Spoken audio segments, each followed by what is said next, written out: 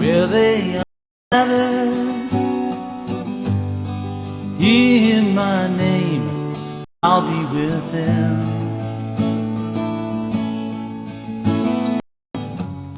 Although you are scattered, I'm drawing you back to love you again. So come unto me, my child, and I'll give you peace. Then you will be B'nai Shalom, B'nai Shalom, children of peace, B'nai Shalom. On Yeshua will feast, B'nai Shalom, children of peace, B'nai Shalom. Through Yeshua will be B'nai Shalom. Love one another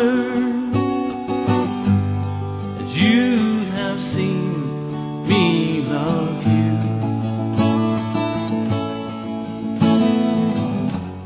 My sister, my brother, do as I command you, and come unto me, my child, and I'll give you peace. Then you will be B'nai Shalom, B'nai Shalom, children of peace, B'nai Shalom. On Yeshua will feast, B'nai Shalom, children of peace, B'nai Shalom. Through Yeshua will be B'nai Shalom, children of peace, B'nai Shalom, children of peace.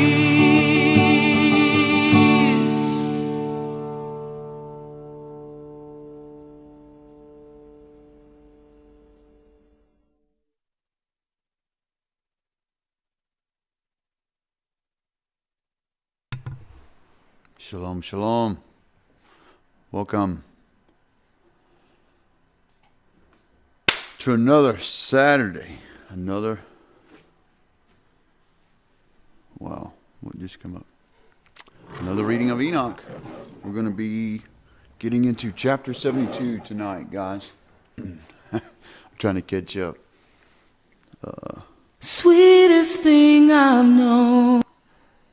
And computer keeps playing in the background. How's everybody doing? Shalom 26 Vino, Buffalo Holler, MH 1953. Louis Rameau, Kathy, how's everybody doing? It's good to see you.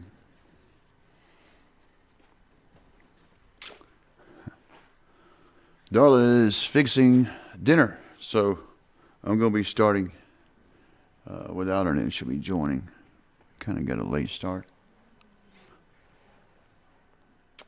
Yeah.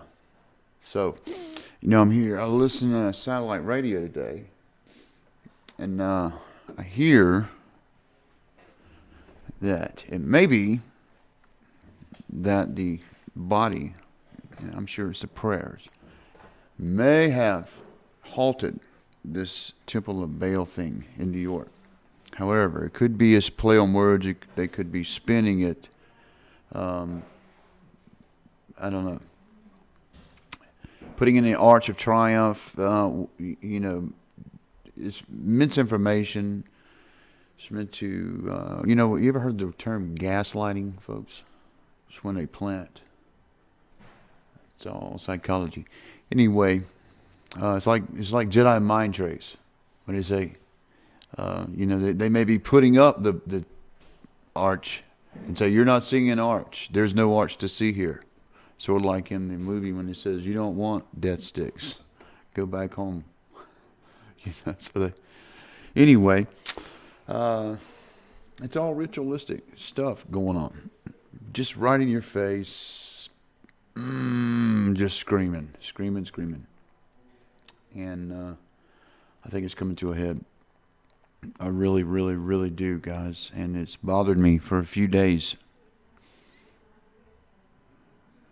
Yeah, gaslight is a term. Gaslighting is a term, a psychology term, MH. I'm going to try to see if I can get a screen capture of the text so people can see. I haven't mastered this split broadcaster yet, so bear with me. Anyway, gaslighting is and George Soros, finances a lot of this stuff, where they plant stuff in the news, all kinds of misinformation. They even hire people to do stuff like what? Codes. And they'll get on YouTube and they'll flood the internet with a lot of misinformation. Why? To discredit. So it is a credible report? I think it's a spin. I think they're spinning it to something else, and the elites know exactly what they're doing. It's all invoking spirits, all the Bohemian Grove, the Illuminati stuff, like this video you just see I released here. Molech shall rise there on the warning from the fire and the innocents. I think it's legitimate, guys, and I hope and pray that nothing happens. But I felt this really, really strong heaviness in my spirit about this. And it's not just, and it's common sense. Because historically, these days of Moloch, or whatever they call it, which are, satanic sacrifice, those kind of things happen during this week. And so that's why I did that video. We're in the days of Noah. And that's why we're reading from the book of Enoch. One of the reasons it's written for us. Enoch says that in the beginning of it. How's it going, Mike S., Kevin Klaus, Philip Hughes? Enjoy life. Welcome. Let's see. Why is it not showing a live event on my own screen? Okay, so maybe I need to view it as someone else and not myself. It gives you the option to view as yourself or a visitor. So let's see.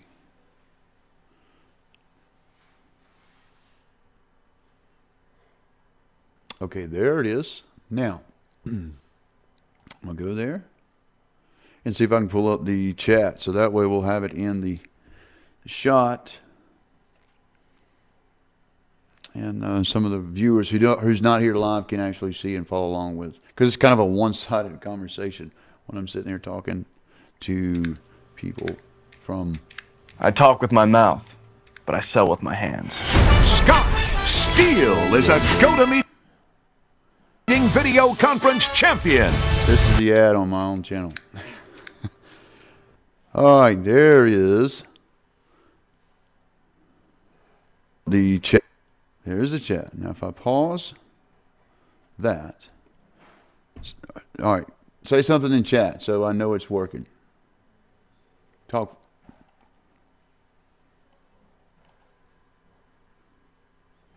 I need to know if I pause my own live feed here, if it pauses the chat. So, guys, give me just like a thumbs up. There you go. Hello, Belinda. Welcome. Shalom. All right, so let's do the screenshot.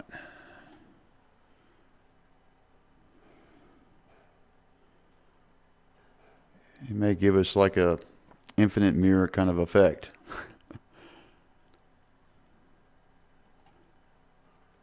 Yeah.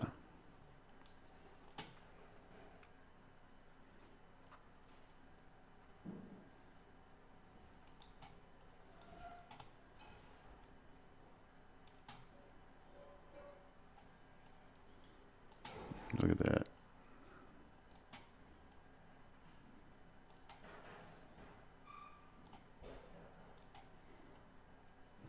Not gonna let me lay it over.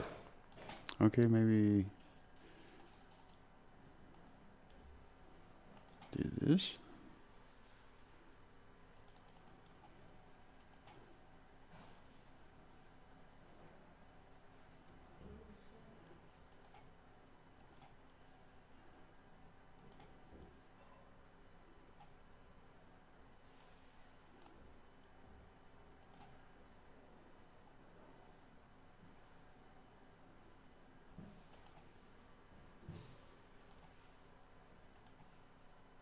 All right, now I can overlay it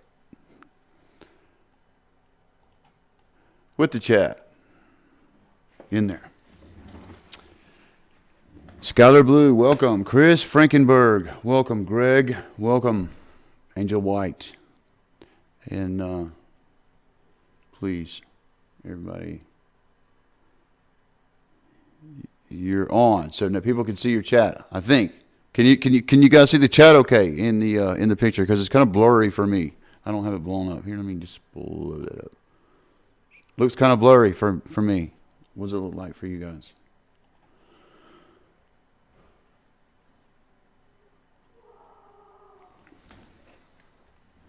Are you sure, MH? Don't just be pulling my leg.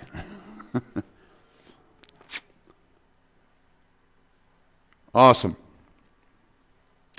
All right, so we'll do it like this for the question and answer kind of part of the broadcast. So you guys want to just kind of talk for a few minutes before we get into the reading, or you want to get right into it? There's a lot of things going on. Do you need to get the PDF for Enoch up again? I got it. I got everything up. Everything is up, running. Awesome. Beautiful, beautiful.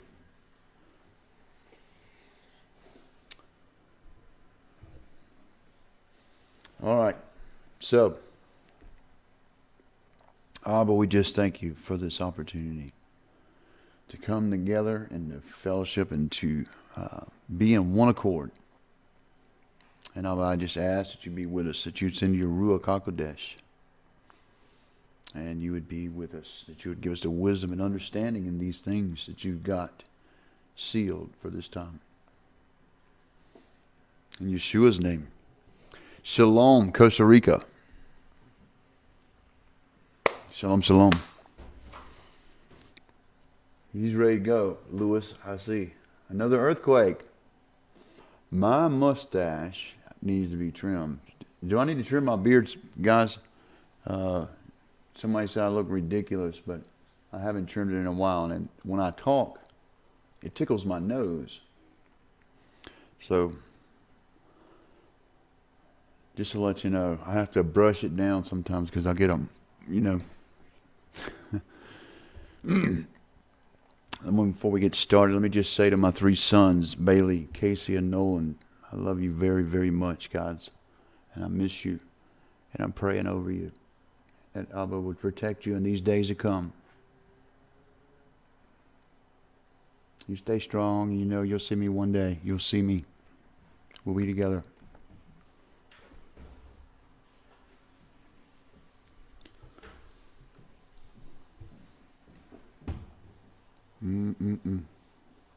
Be praying for my kids, guys. I appreciate it if you keep them in your prayers.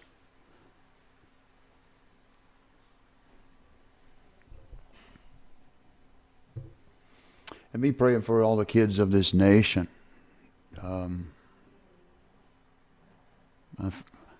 had the heaviness I was just speaking about earlier was the innocence in fire, and I can't handle the kids getting hurt kind of thing. Chokes me up just thinking about it. So I'm praying on that, and the Ruach will protect. But I know the Father's will be done, and what His purpose, who can annul? Judgment is coming. Yes, they are good boys, very good boys. They are gifts from Yahuwah. He promised me, prophesied. Someone prophesied those 3 boys years before they got here. And so I know they're from the Father. He told me before they got here I would have 3 sons before I had any children at all.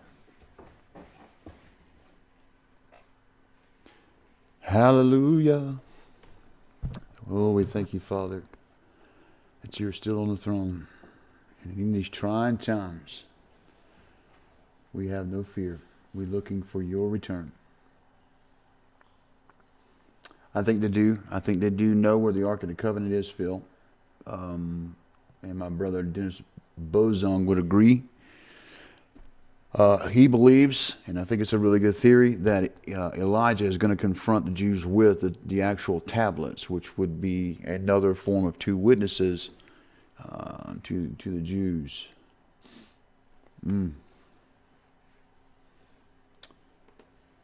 So,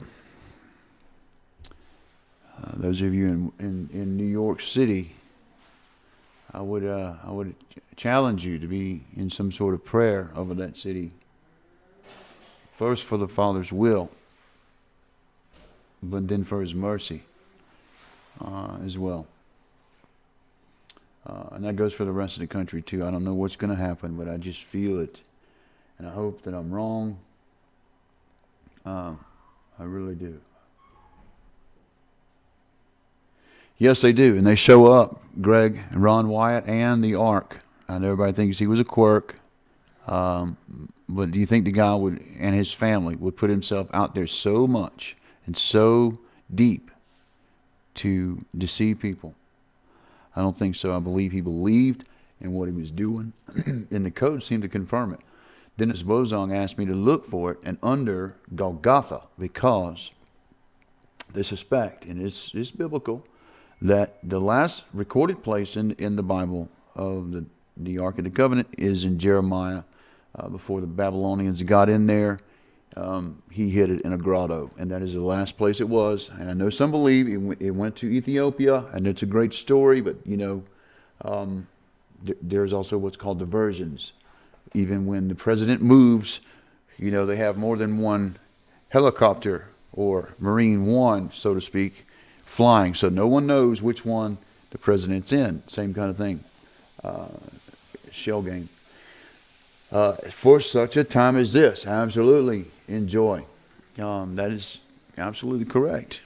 And the archaeology is proving every day that David was the king, and there was a temple, and it is the city of Yahuwah, the city of peace.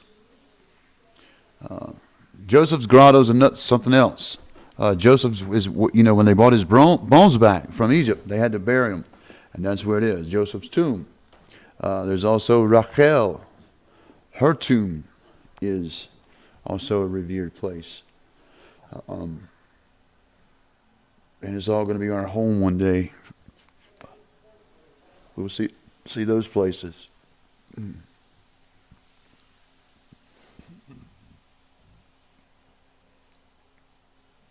I've taken some flack here lately, guys.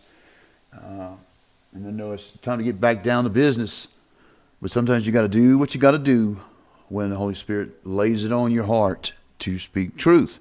I'm not going to sugarcoat it for you. I can't do that. And you wouldn't want me to do that. You'd want me to tell you how it is.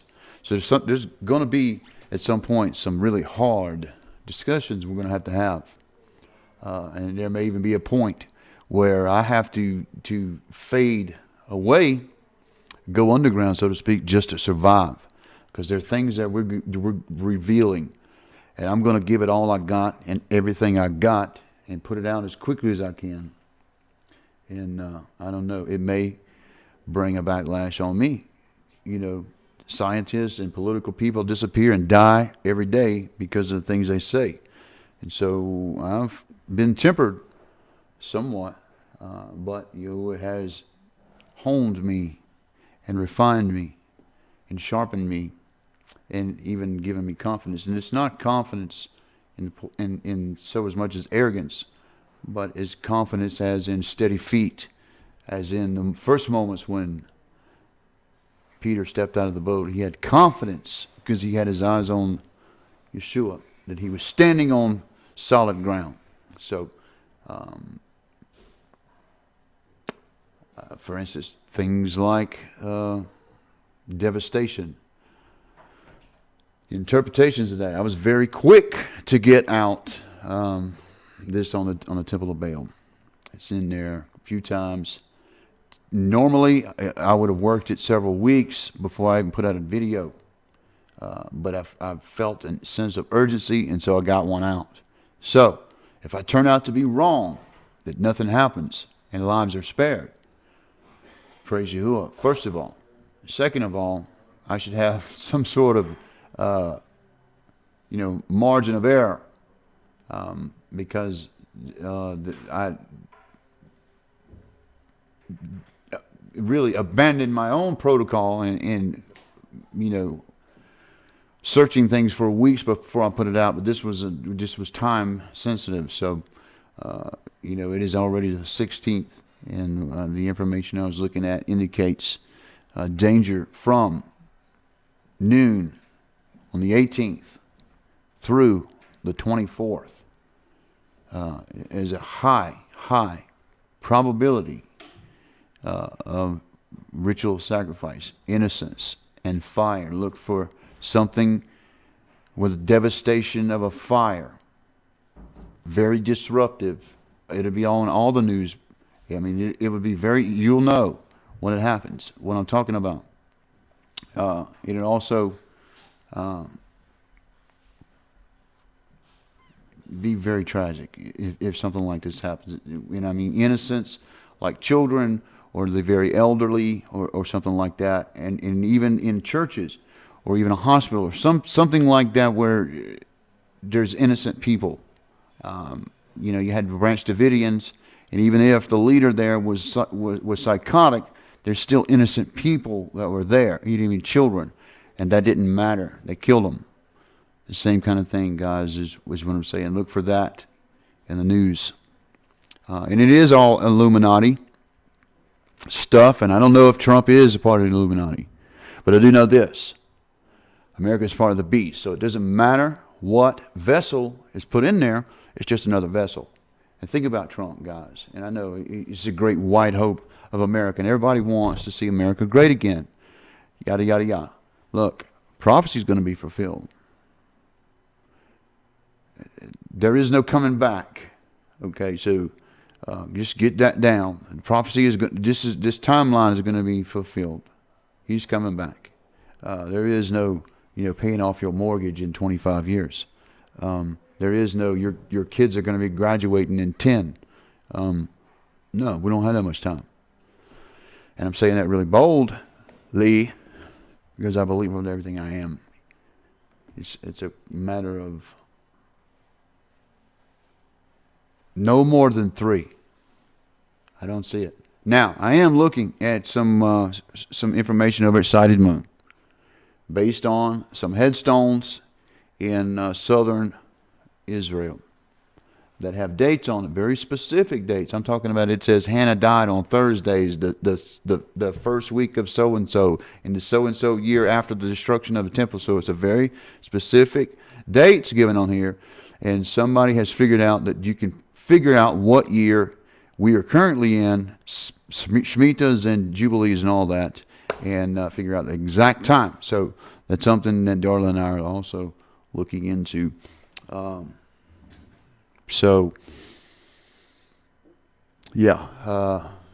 absolute truth about it is we are in the end of days. So whether it's a Jubilee, Shemitah, we're splitting hairs there.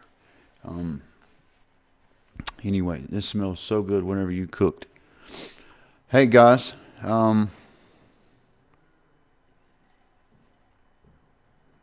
let's get into the book. Like I said, chapter 72, and this is very relevant for the day that we're in, guys. If it wasn't written, and please, while we're reading the book, try to follow along, because you're going to get something out of it. And let's come together afterwards and do a little discussion and try to make sense of what we just read.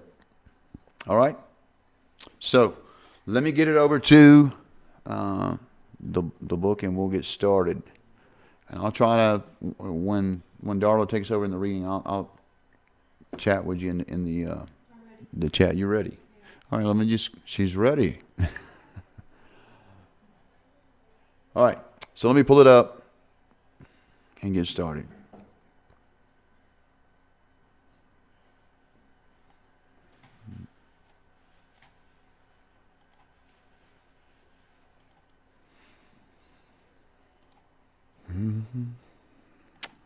Chapter 72.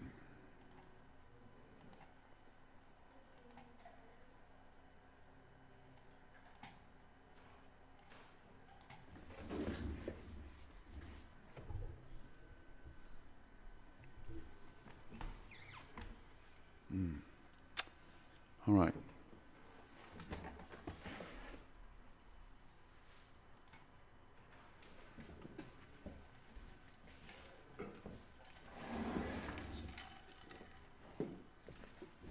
Hi, everybody. Well, sorry it took me a few minutes to get in here. Sometimes family runs us long and wide around here. Plus, I had a pretty awesome scripture study today, so here we go. Astronomy, chapter 72.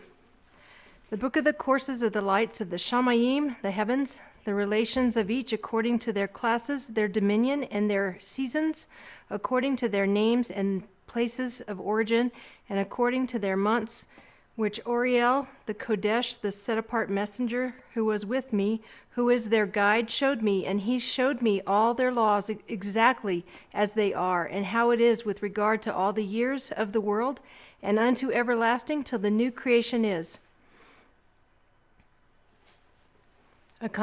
Until the new creation is accomplished, which endures till everlasting. And this is the first law of the lights. The light, the sun, has its rising in the eastern portals of the Shamayim, and its going down in the western portals of the Shamayim. And I saw 6 portals in which the sun rises, and 6 portals in which the sun goes down.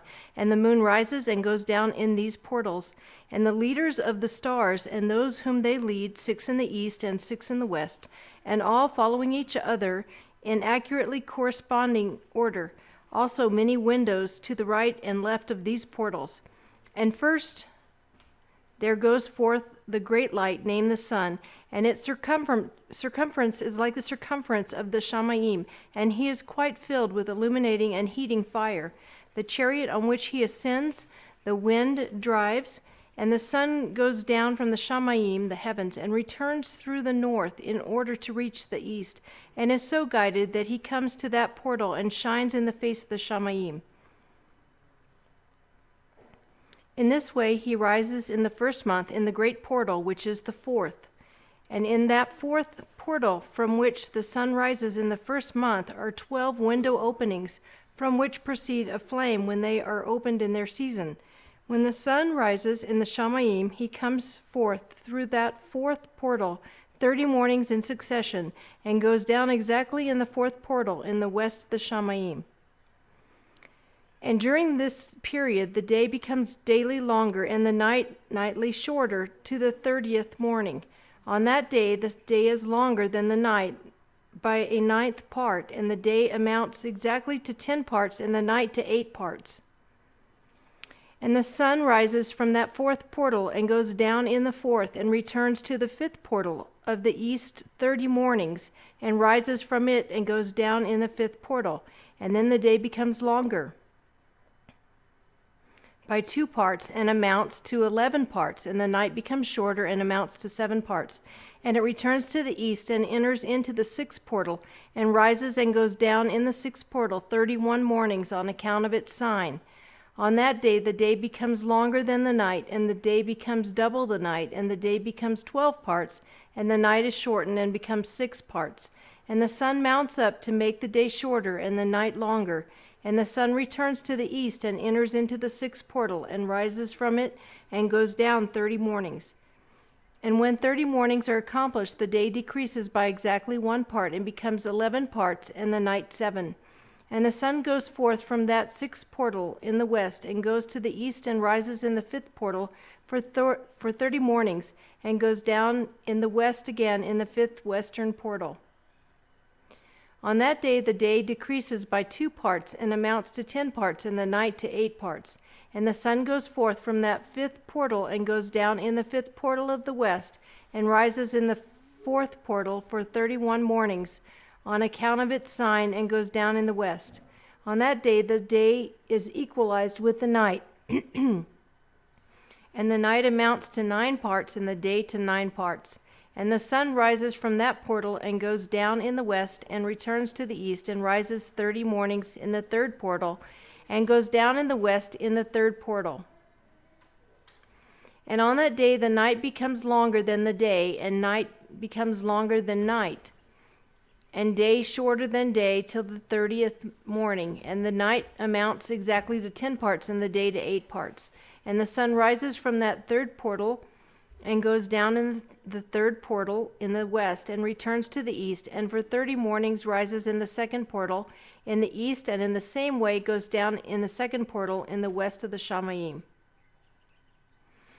And on that day the night amounts to 11 parts, and the day to 7 parts.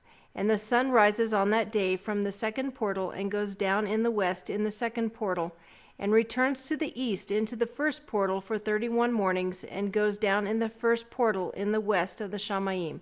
And on that day the night becomes longer and amounts to the double of the day, and the night amounts exactly to 12 parts, and the day to 6. And the sun has traversed the divisions of its orbit, and turns again on those divisions of its orbit, and enters through portal 30 mornings, that portal 30 mornings, and goes down also in the west opposite to it. And on that night the night has decreased in light by a 9th part, and the night has become 11 parts, and the day 7 parts. And the sun has returned and entered into the second portal in the east, and returns on those its divisions of its orbit for 30 mornings, rising and going down. And on that day the night decreases in length, and the night amounts to 10 parts, and the day to 8. And on that day the sun rises from that portal and goes down in the west, and returns to the east, and rises in the third portal for 31 mornings, and goes down in the west of the Shamayim. On that day the night decreases and amounts to 9 parts, and the day to 9 parts, and the night is equal to the day, and the year is exactly as to its days 364. And the length of the day and of the night, and the shortness of the day and of the night arise. Through the course of the sun they are separated. So it comes that its course becomes daily longer, and its course nightly shorter. And this is the law and the course of the sun. And its return, as often as he returns 60 times, and rises the great light which is named the sun forever and ever. And that which rises is the great light, and is so named according to its appearance, according as Yahuwah commanded. And he rises, so he goes down, and does not decrease, and does not rest, but runs day and night, and its light is 7-fold brighter than that of the moon. But as regards size, they are both equal. Chapter 73. And after this law I saw another law dealing with the smaller light, which is named the moon. And her circumference is like the circumference of the Shamayim, and her chariot in which she rides is driven by the wind, and light is given to her in measure. And her rising and going down change every month, and her days are like the days of the sun.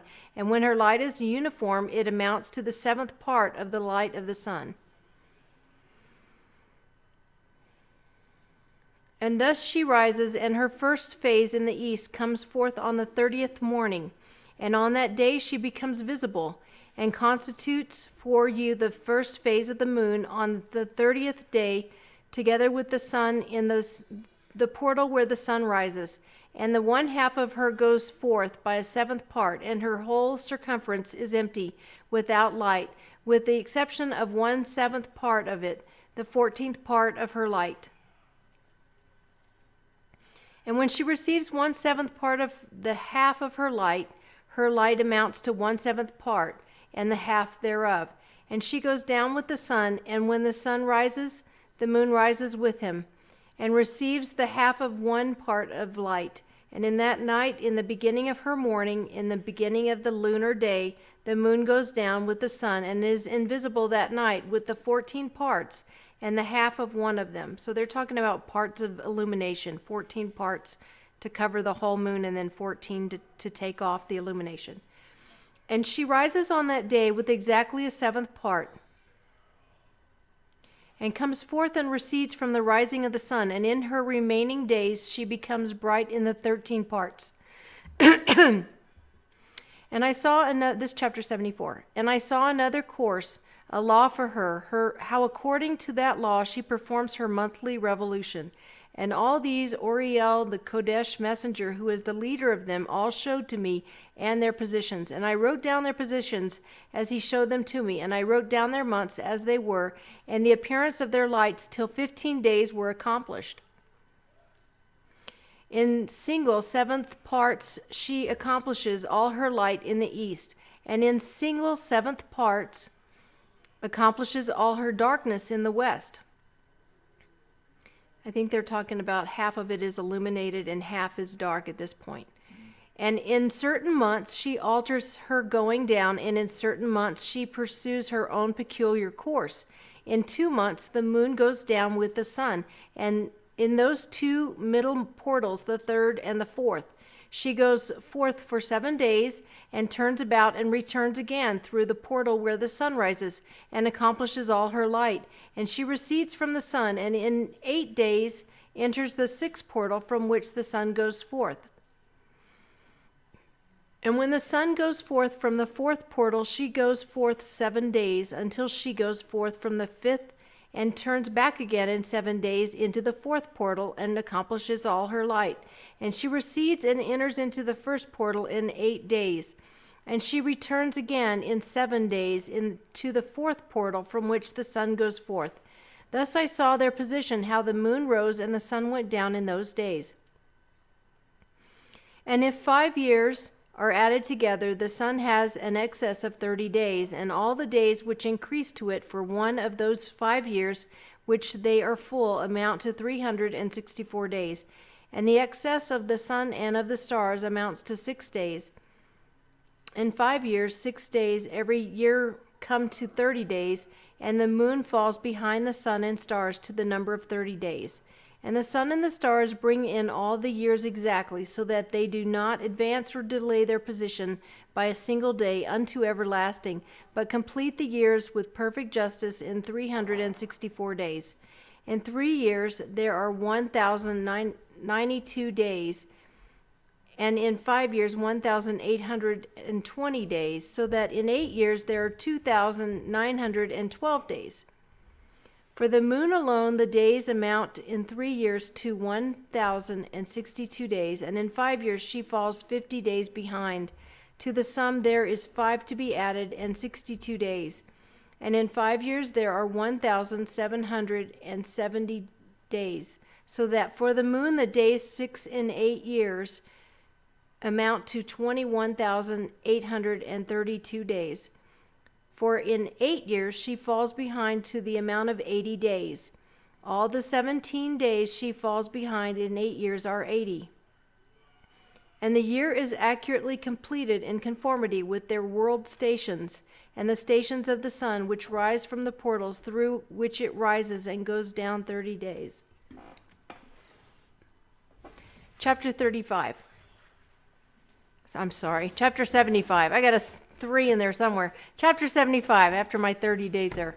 And the leaders of the heads of the thousands, who are placed over the whole creation and over all the stars, have also to do with the 4 intercalary days, being inseparable from their office, according to the reckoning of the year. And these render service on the 4 days which are not reckoned in the reckoning of the year. And owing to them, men go astray therein. For those lights truly render service on the world stations, one in the first portal, one in the third portal of the Shamayim, one in the fourth portal, and one in the sixth portal. And the exactness of the year is accomplished through its separate 364 stations. For the signs and the times and the years and the days, the messenger of Oriel showed to me, whom Yahuwah of esteem has appointed forever over all the lights of the Shamayim, the heavens, in the Shamayim and in the world, that they should rule on the face of the Shamayim and be seen on the earth, and be leaders for the day and the night, the sun, moon, and stars, and all the ministering beings which make their revolution in all the chariots of the Shamayim. In the same way, 12 doors Oriel showed me, open in the circumference of the sun's chariot in the Shamayim, through which the rays of the sun break forth, and from them is warmth diffused over the earth, when they are opened at their appointed times. And for the winds and the spirit of the dew, when they are opened, standing open in the Shamayim at the ends. As for the 12 portals in the Shamayim at the ends of the earth, out of which go forth the sun, moon, and stars, and all the works of the Shamayim in the east and in the west, there are many windows open to the left and right of them, and one window at its appointed time produces warmth corresponding to those doors, from which the stars come forth according as he has commanded them, and wherein they are placed corresponding to their number. And I saw chariots in the Shamayim running in the world, above those portals in which revolve the stars that never go down. And one is larger than all the rest, and it is that which makes its course through the entire world. Chapter 76. And at the ends of the earth I saw 12 portals open to all the quarters for which the winds go forth and blow over the earth. 3 of them are open on the face of the Shamayim, and 3 in the west, and 3 on the right of the Shamayim, and 3 on the left. And the 3 first are those of the east, and 3 are of the north, and 3 are those on the left of the south, and 3 of the west. Through 4 of these come winds of barakah, blessing, and prosperity, and from those 8 come hurtful winds. When they are sent, they bring destruction on all the earth, and on the water upon it, and on all who dwell on it, and on all which are in the water, and on the land. And the first wind from those portals, called the east wind, comes forth through the first portal which is in the east, inclining towards the south. From it come forth desolation, drought, heat, and destruction. And through the second portal in the middle comes what is fitting, and from it there comes rain and fruitfulness and prosperity and dew. And through the third portal, which lies toward the north, come cold and drought. And after these come forth the south winds through 3 portals. Through the first portal of them, inclining to the east, comes forth a hot wind. And through the middle portal next to it, there come forth fragrant smells, and dew and rain, and prosperity and health. And through the third portal, lying to the west, come forth dew and rain, locusts and desolation. And after these, the north winds from the 7th portal in the east come dew and rain, locusts and desolation. And from the middle portal come in a direct direction, health and rain and dew and prosperity. And through the third portal in the west come cloud and frost, and snow and rain, and dew and locusts. And after these 4 are the west winds. Through the first portal adjoining the north come forth dew and frost, and cold and snow and ice.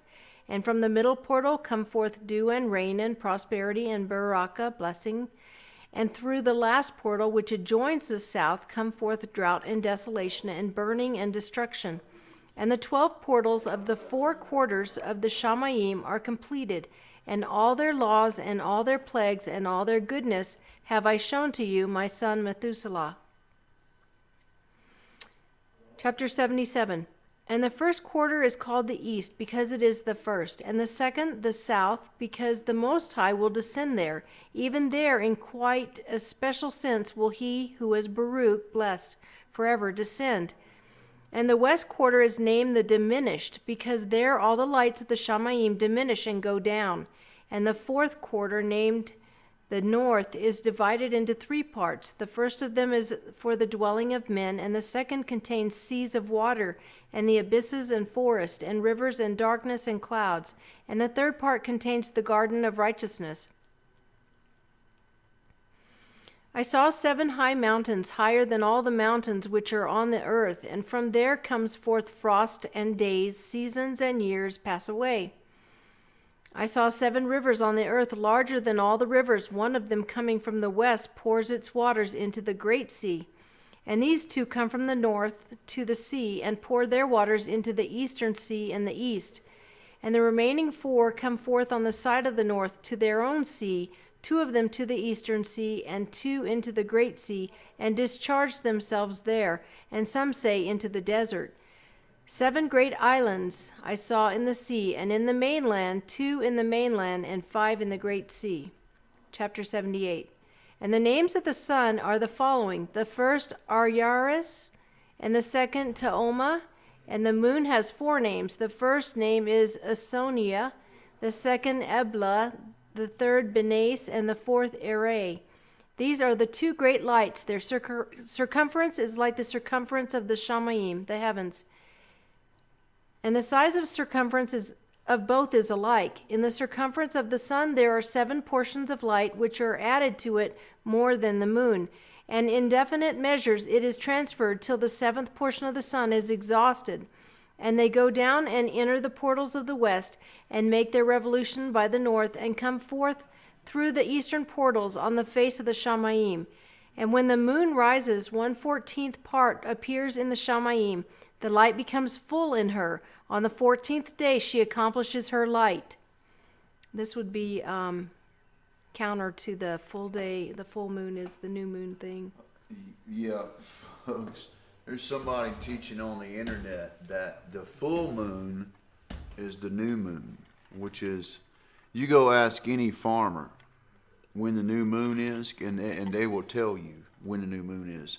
It is the first little sliver of the new moon. Now, they did cite a scripture talking about my feasts and my new moons and my full moons, which was specifying them individually. It wasn't saying they were all one and the same. And I would encourage you to look, if you're going to look at scripture, look at the King James, not American whatever it was that he was citing from. Anyway, the new moon is the first sliver. It's not the full moon. Yeah, its fullness is completed at the sliver. So the night of the full moon is when you will see a sliver. In that scripture Jonathan was talking about, I'm pretty sure was Psalm 81:3, and it has to do with the Hebrew the word translated in Hebrew. Right. It's all down to translation a lot of times, folks. What is the translation? And in her diminishing decreases on the first day to 14 parts of her light. So this is once it's completely full, now it starts diminishing. On the second to 13 parts of the light, on the third to 12, on the 4th to 11, on the 5th to 10, on the 6th day, lost myself, here we go. On the 6th to 9 parts, on the 7th to 8, on the 8th to 7, on the 9th to 6, on the 10th to 5, on the 11th to 4, on the 12th to 3, on the 13th to 2, on the 14th to the half of a 7th. And all her remaining light disappears wholly on the 15th. And that's day 30. That's the 15th day of her diminishing her light. And in certain months, the month has 29 days, and once 28. And Uriel showed me another law, when light is transferred to the moon, and on which side it is transferred to her by the sun. During all the period during which the moon is growing in her light, she is transferring it to herself when opposite to the sun. During 14 days her light is accomplished in the Shamayim, the heavens, and when she is illuminated throughout, her light is accomplished full in the Shamayim. And on the first day she is called the new moon, for on that day the light rises up in her. So as I said, at the end of new moon day, you see the sliver. She becomes full moon exactly on the day when the sun goes down in the west, and from the east she rises at night, and the moon shines the whole night through till the sun rises over against her, and the moon is seen over against the sun. On the side where the light of the moon comes forth, there again she diminishes till all the light vanishes, and all the days of the month are at an end, and her circumference is empty, void of light.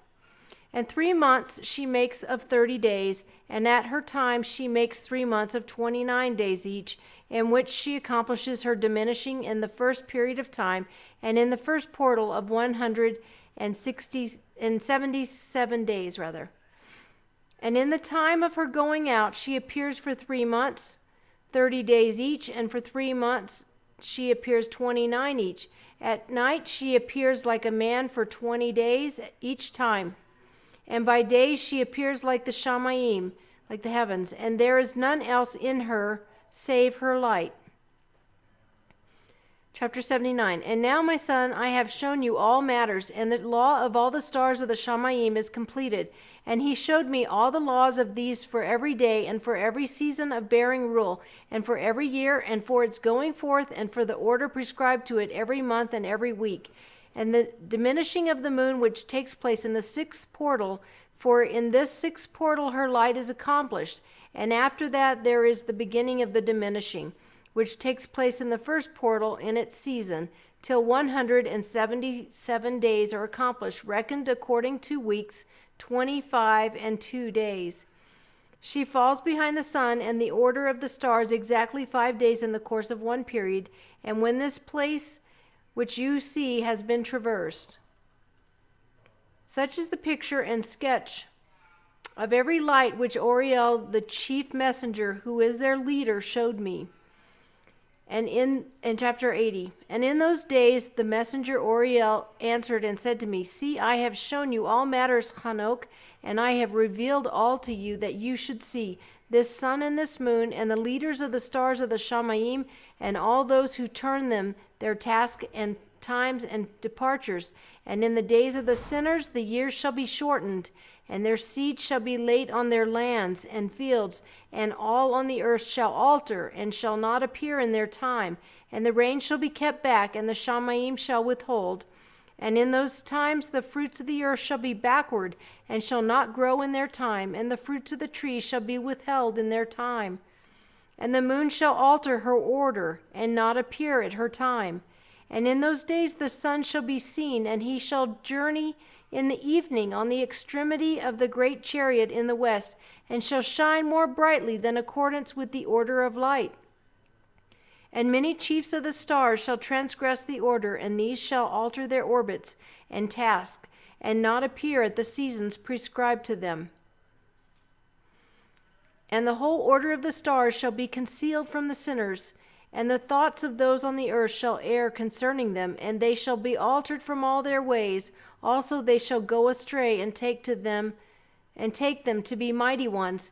And evil shall be multiplied upon them, and punishment shall come upon them, so as to destroy all. Chapter 81. And he said unto me, Observe, Enoch, these tablets of the Shamayim, and read what is written upon them, and mark every individual fact. And I observed the tablets of the Shamayim, and read all which was written, and understood all matters, and read the book of all the deeds of mankind, and of all the children of flesh that shall be upon the earth to the remotest generations. And That shall be. See, he was seeing into the future, so Yahuwah was actually showing him everything, even what was to be in the remotest. Generations. And immediately I Barak, the great master, I blessed him, the sovereign of esteem forever, in that he had made all the works of the world. And I exalted Yahuwah because of his patience, and Barak him because of the children of men. And after that I said, Baruch is the man who dies in righteousness and goodness, concerning whom there is no book of unrighteousness written, and against whom no day of judgment shall be found. And those 7 Kodashim, the set-apart sanctified ones, brought me and placed me on the earth before the door of my house, and said to me, Declare all matters to your son Methuselah, and show to all your children that no flesh is righteous in the sight of Yahuwah, for he is their creator. 1 year we will leave you with your son till you give your commands, that you may teach your children and record for them and testify to all your children, and in the 2nd year they shall take you from their midst. Let your heart be strong, for the good shall announce righteousness to the good. The righteous with the righteous shall rejoice and shall offer congratulations to one another. But the sinner shall die with the sinners, and the backslider go down with the backslider. And those who practice righteousness shall die on account of the deeds of men, and be taken away on account of the doings of the wicked. And in those days they ceased to speak to me, and I came to my people, giving barakah to the master of the world. Chapter 82. And now, my son Methuselah, all these I am recounting to you and writing down for you, and I have revealed to you all matters and given you books concerning all these. So preserve, my son Methuselah, the books from your father's hand, and deliver them to the generations of the world. I have given wisdom to you and to your children and your children that shall be unto you, that they may give it to their children for generations, this wisdom that passes their thought. And those who understand it shall not sleep, but shall listen with the ear, that they may learn this wisdom, and it shall please those that eat of it better than good food. Baruch are all the righteous, Baruch are all those who walk in the way of righteousness, and do not sin as the sinners, in the reckoning of all their days, in which the sun traverses the Shamayim, entering into and departing from the portals for 30 days, with the heads of thousands of the order of the stars, together with the four which are intercalated, which divide the 4 portions of the year, which lead them and enter with them 4 days. Owing to them, men shall be at fault, and not reckon them in the whole reckoning of the year. Also men shall be at fault, and not recognize them accurately. For they belong to the reckoning of the year. So we're talking about this schedule for the year. And are truly recorded forever, one in the first portal, and one in the third, and one in the fourth, and one in the sixth. And the year is completed in 364 days. And the account thereof is accurate, and the recorded reckoning thereof exact. For the lights and months and festivals and years and days has Oriel shown and revealed to me, to whom the master of the whole creation of the world has subjected the host of the Shamayim. And he has power over night and day in the Shamayim, to cause the light to give light to men, sun, moon, and stars, and all the powers of the Shamayim, which revolve in their circular chariots. And these are the orders of the stars, which go down in their places, and in their appointed times and festivals and months. And these are the names of those who lead them, who watch that they enter at their times, in their orders, in their seasons, in their months, in their periods of dominion, and in their positions. Their 4 leaders who divide the 4 parts of the year enter first, and after them the 12 leaders of the orders who divide the months. And for the 360 there are heads over thousands who divide the days. And for the 4 intercalary days there are the leaders which divide the 4 parts of the year. And these heads over thousands are intercalated between leader and leader, each behind a station, but their leaders make the division. And these are the names of the leaders who divide the 4 parts of the year, which are ordained: Malkiel, Alamelech, and Melech-Yaal, and Nerel. And the names of those who lead them: Adnarel, and Yasusael, and Elomael. These 3 follow the leaders of the orders, and there is one that follows the 3 leaders of the orders, which follow those leaders of stations that divide the 4 parts of the year. In the beginning of the year, Melech-Yaal rises first and rules, who is named Tamaini and Shemesh, and all the days of his dominion whilst he bears rule are 91 days. And these are the signs of the days which are to be seen on earth in the days of his dominion: sweat and heat and calms, and all the trees bear fruit, and leaves are produced on all the trees, and the harvest of wheat, and the rose flowers, and all the flowers which come forth in the field. But the trees of the winter season become withered. And these are the names of the leaders which are under them: Barachiel, Zelebseel, and another who is added ahead of 1,000, called Hiluf Yasef. And the days of the dominion of this are at an end. The next leader after him is Elimelech, whom one names the shining sun, and All the days of his light are 91 days, and these are the signs of days on the earth, glowing heat and dryness, and the trees ripen their fruits, and produce all their fruits ripe and ready. And the sheep pair and become pregnant, and all the fruits of the earth are gathered in, and all that is in the fields and the winepress, these take place in the days of his dominion. These are the names and the orders and the leaders of those heads of thousands: Gedaliah, Kael, and Hiel, and the name of the head of 1,000, which is added to them, Asphael, and the days of his dominion are at an end. Chapter 83, Dreams. And now, my son Methuselah, I will show you all my visions which I have seen, recounting them before you. 2 visions I saw before I took a wife, and the one was quite unlike the other. The first one I was learning to write. The second, before I took your mother, I saw a terrible vision, and regarding them I prayed to Yahuwah. I had laid down in the house of my grandfather Mahalalel. I saw in a vision how the Shamayim collapsed and was taken away and fell to the earth. And when it fell to the earth, I saw how the earth was swallowed up in a great abyss, and mountains were suspended on mountains, and hills sank down on hills, and high trees were torn from their stems, and hurled down and sunk in the abyss. And after that a word fell into my mouth, and I lifted up to cry aloud, and said, The earth is destroyed. And my grandfather Mahalalel woke me as I lay near him, and said unto me, Why do you cry so, my son? And why do you make such lamentation? And I recounted to him the whole vision which I had seen, and he said unto me, A terrible matter you have seen, my son, and of grave moment is your vision. As to the secrets of all the sin of the earth, it must sink into the abyss, and be destroyed with a great destruction. And now, my son, arise and make petition to Yahuwah of esteem, since you are a believer, that a remnant may remain on the earth, and that he may not destroy the whole earth. My son, from the Shamayim, all this will come upon the earth, and upon the earth there will be great destruction. After that I arose and prayed and implored and pleaded, and wrote down my prayer for the generations of the world, and I will show all matters to you, my son, Methuselah.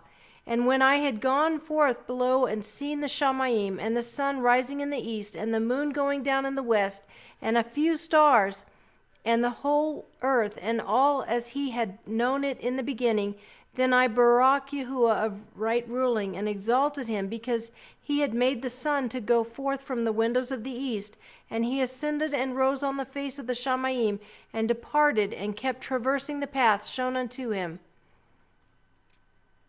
Chapter 84.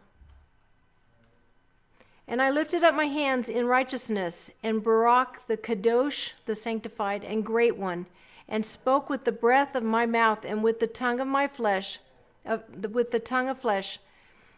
which Elohim has made for the children of the flesh of men, that they should speak with, and he gave them breath and a tongue and a mouth that they should speak with. Baruch are you, O Master, sovereign, great and mighty in your greatness, Master of the whole creation of the Shamayim, sovereign of sovereigns and Elohim of the whole world. And your power and reign and greatness abide forever and ever and throughout all generations. Your dominion and all the Shamayim are your throne forever, and the whole earth your footstool forever and ever. For you have made and you rule all, and no matter is too hard for you. Wisdom does not depart from the place of your throne, nor turn away from your presence, and you know and see and hear all matters, and there is none hidden from you, for you see all. And now the messengers of your Shamayim are guilty of trespass, and upon the flesh of men your wrath abides until the great day of judgment. And now, O Elohim and Master and great sovereign, I implore and pray to fulfill my prayer, to leave me a posterity on earth, and not destroy all the flesh of man, and make the earth without inhabitant, so that there should be an eternal destruction.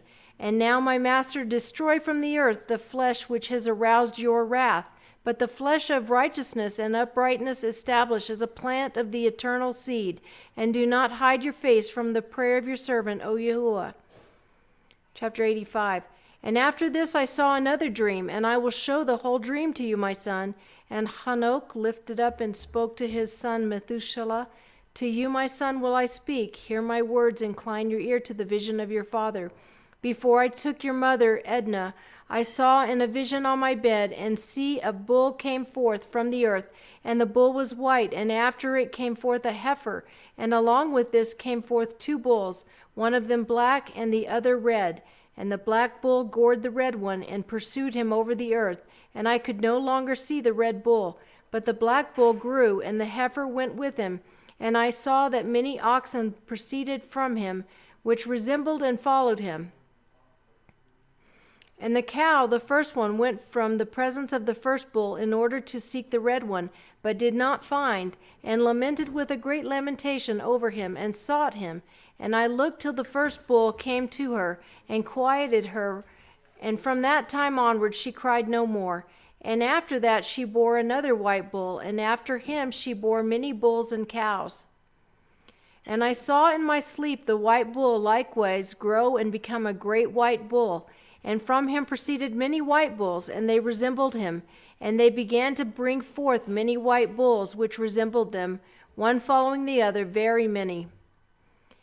Chapter 86. And again I saw with my eyes as I slept, and I saw the Shamayim above, and see, a star fell from the Shamayim, and it arose and ate and pastured amongst those oxen. And after that I saw the large and the black oxen. And see, they all changed their stalls and pastures and their cattle, and began to live with each other. And again I saw in the vision, and looked towards the Shamayim, and see, I saw many stars descend and cast themselves down from the Shamayim to the first star. And they became bulls amongst those cattle, and pastured with them amongst them. All right, so let me just stop right here and give you the little commentary on this and what is going on. Now, we're talking about bulls. The first one you saw there were 2 bulls, and one gored the other and killed it. Now, this is the imagery of the sons of Adam and Eve. They didn't have just 2 sons, by the way, and they also had daughters. This is how they reproduced.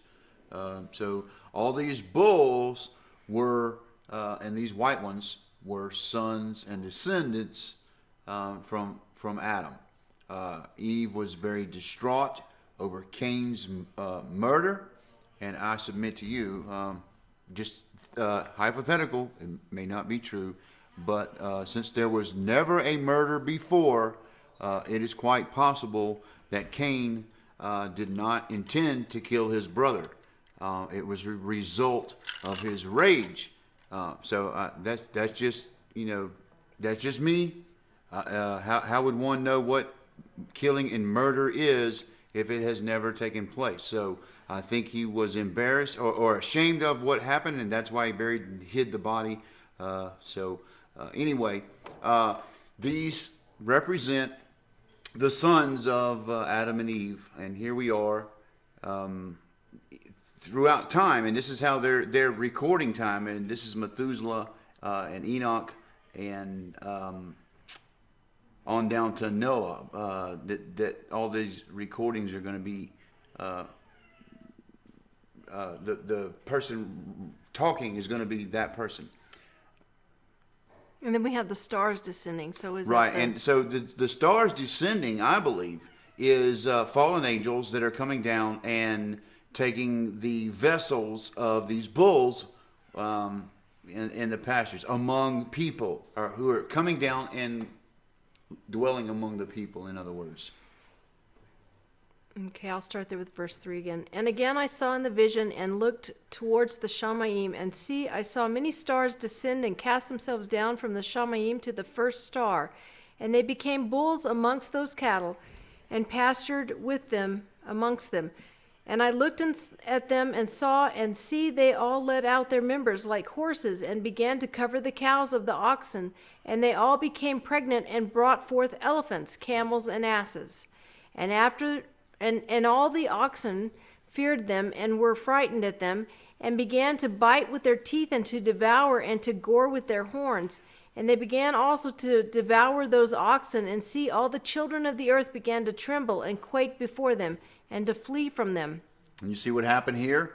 And this is being told in ancient times that the angels, in so many words, mixed the breed. The different species of animals were mixed. And I believe this is how we got dinosaurs.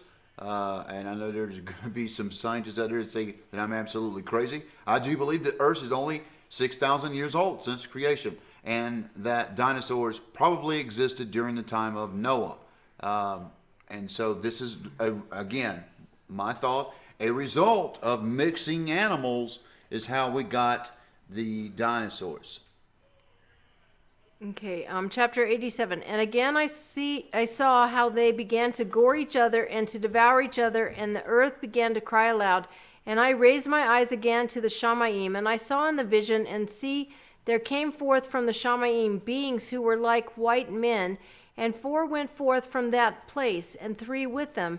And those 3 that had last come forth grasped me by my hand, and took me up away from the generations of the earth, and raised me up to a high place, and showed me a tower raised high above the earth, and all the hills were lower. And one said to me, Remain here till you see all that befalls those elephants, camels, and asses, and the stars, and the oxen, and all of them. Chapter 88. And I saw one of those 4 who had come forth first, and he seized the first star which had fallen from the Shamayim, and bound it hand and foot, and cast it into an abyss. Now the abyss was narrow and deep, and horrible and dark. And one of them drew a sword, and gave it to those elephants and camels and asses. Then they began to smite each other, and the whole earth quaked because of them. And as I was watching in the vision, see, one of those 4 who had come forth, thrown from the Shamayim, and gathered and took all the great stars whose members were like those of horses, and bound them all hand and foot, and cast them in an abyss of the earth. Okay, folks, and this is angels being bound up. When you hear it talk about stars in the Shamayim, these are either A, moving planets, which can also be represented or representative of angels, but actual star and constellations as well be these angels. Chapter 89. And one of those 4 went to the white bull, and instructed him in a secret without being terrified. He was born a bull, and became a man, and built for himself a great vessel, and dwelt upon it. And 3 bulls dwelt with him in the vessel, and they were covered in. And again I raised my eyes towards the Shamayim, and saw a high roof with 7 water torrents upon them.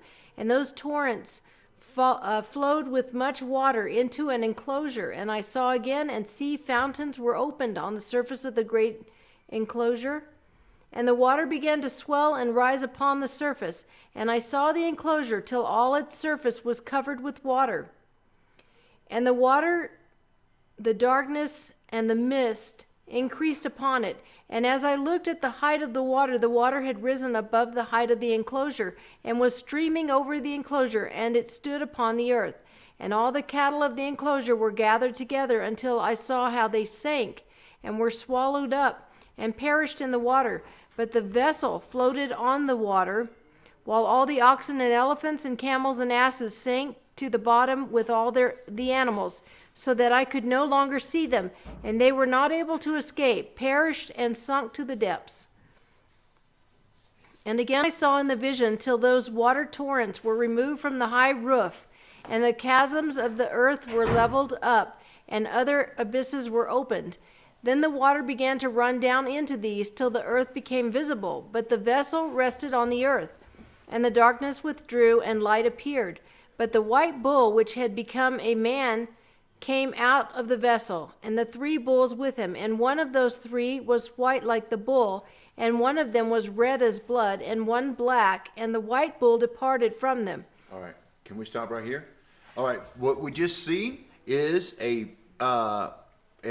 before Noah's time, and this is during Methuselah's time. This is a prophecy of his relative, which is Noah.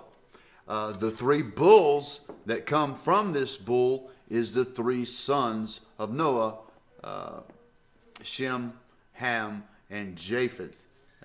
These are the 3 bulls. Okay, but the white bull which had become a man came out of the vessel, and That's the three Noah. bulls with him, and one of those three was white like the bull, and one of them was red as blood, and one black, and the white bull departed from them. The white bull is Shem. I think You that got a part's still white bull talking that about is Noah, and Yeah. another one that comes out is Shem, because this is the lineage. All the white bulls is the bloodline that Yahuwah is trying to preserve all through history. And see, and that's what's happening with these fallen stars. They're trying to pervert the bloodline, and because they know there's going to be a female that will come, that a Messiah will be born through. That will crush the head of the serpent. So even back then, the blood was a big deal. To pervert it, to taint it, was to destroy mankind. Right, and these three sons, by the way, they all have the Aleph Taw in front of their name in the scriptures, and Ham meant anger. It also meant, I think, father-in-law, and Japheth meant to increase, but Shem, of course, meant name. Right, and from these sons, folk, comes you hear from the prophecies the Tubal, the Gog and Magog, Tubal, and the other. These are all sons, by the way, of the sons of Noah. And they began to bring forth beasts of the field and birds, so that there arose different kinds: lions, tigers, wolves, dogs, hyenas, wild boars, foxes, squirrels, pigs, hawks, vultures, it's got hawks twice there, eagles, and ravens. And among them was born a white bull. And they began to bite one another, but that white bull which was born amongst them brought forth a wild ass, and a white bull with it. And the wild asses multiplied. But the bull which was from him brought forth a black wild boar, and a white sheep. And the former brought forth many boars, but the sheep brought forth 12 sheep. Yeah, guess who that is? Jacob. That's right. It's all the way down to Yaakov by now. And see how there's a mixing even going on with Jacob's brother. He mixed with the enemy, and so they got wild boars, which is a non-kosher animal. Anyway, you could see the imagery here being used with animals that will represent in the future. By the way, this is before it ever happened, so this is a prophetic writing of the time. And when those 12 sheep had grown, they gave up one of them to the asses. Oh, we know who that is too, don't we? That is Dan, right? No, I was thinking it was Joseph in Egypt. Joseph. Oh, the burden. He was a burden. Yeah, right. They gave up their brother to the asses. And those asses again gave up that sheep to the wolves, and the sheep grew up among the wolves. And the master brought the 11 sheep to live with it and to pasture with it among the wolves.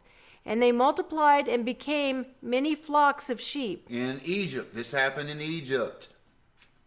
And the wolves began to terror them, and they oppressed them, until they cried out aloud on account of their little ones, and to complain unto their master. So this is Exodus 1. That's right. Who is Moshe?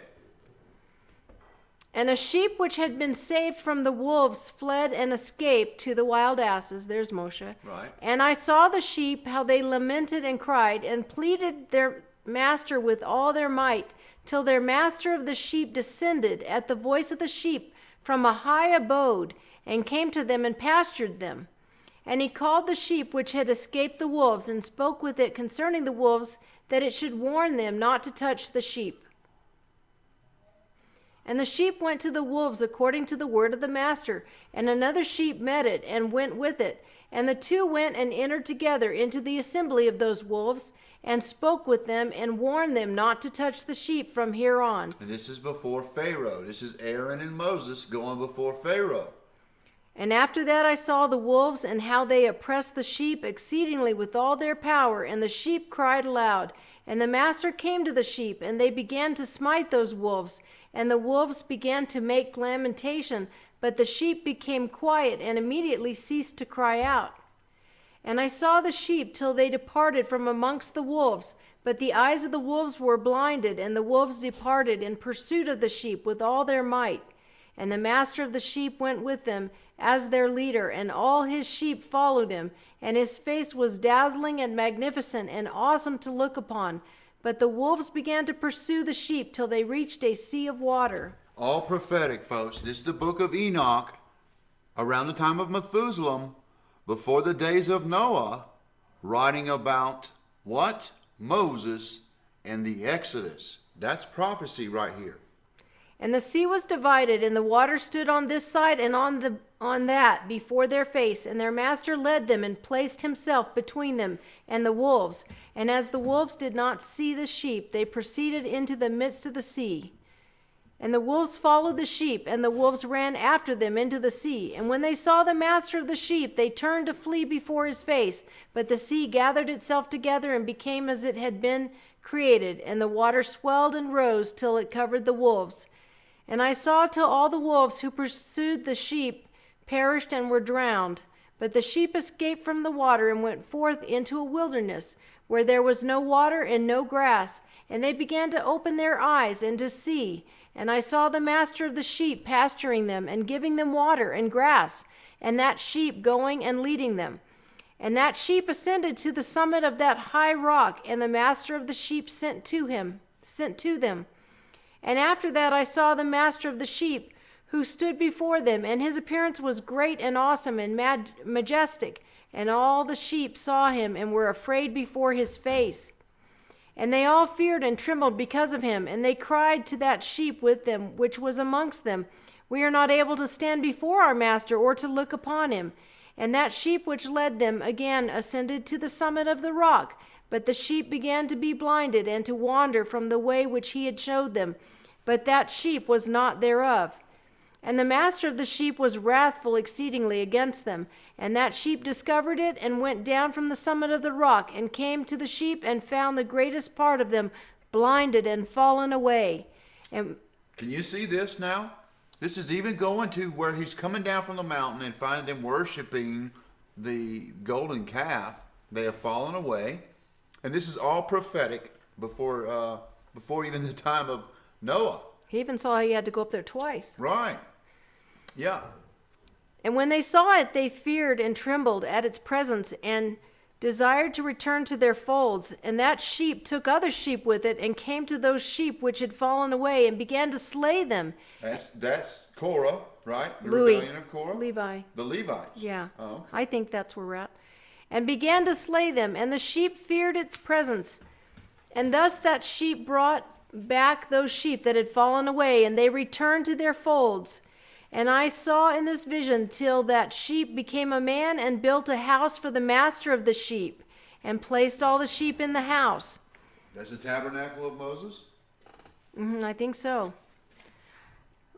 I don't think he's up to David yet, Okay. or Solomon. Yeah, it's got to be. And I saw till this sheep which had met that sheep which had led them fell asleep. And I saw till all the great sheep perished, and little ones arose in their place, and they came to a pasture and approached a stream of water. So that's a Jordan, right? Mm-hmm. Then that sheep, their leader, which had become a man, withdrew from them and fell asleep. And all the sheep sought it and cried over it with a great crying. And I saw till they ceased crying for that sheep, and crossed the stream of water. And there arose the two sheep as leaders in the place of those which had led them and fallen asleep. And I saw till the sheep came to a pleasant place in a pleasant and magnificent land. And I saw till those sheep were satisfied, and the house stood amongst them in the pleasant land.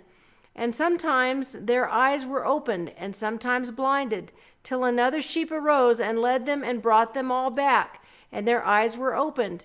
And the dogs and the foxes and the wild boars began to devour those sheep, till the master of the sheep raised up another sheep, a ram from their midst, which led them.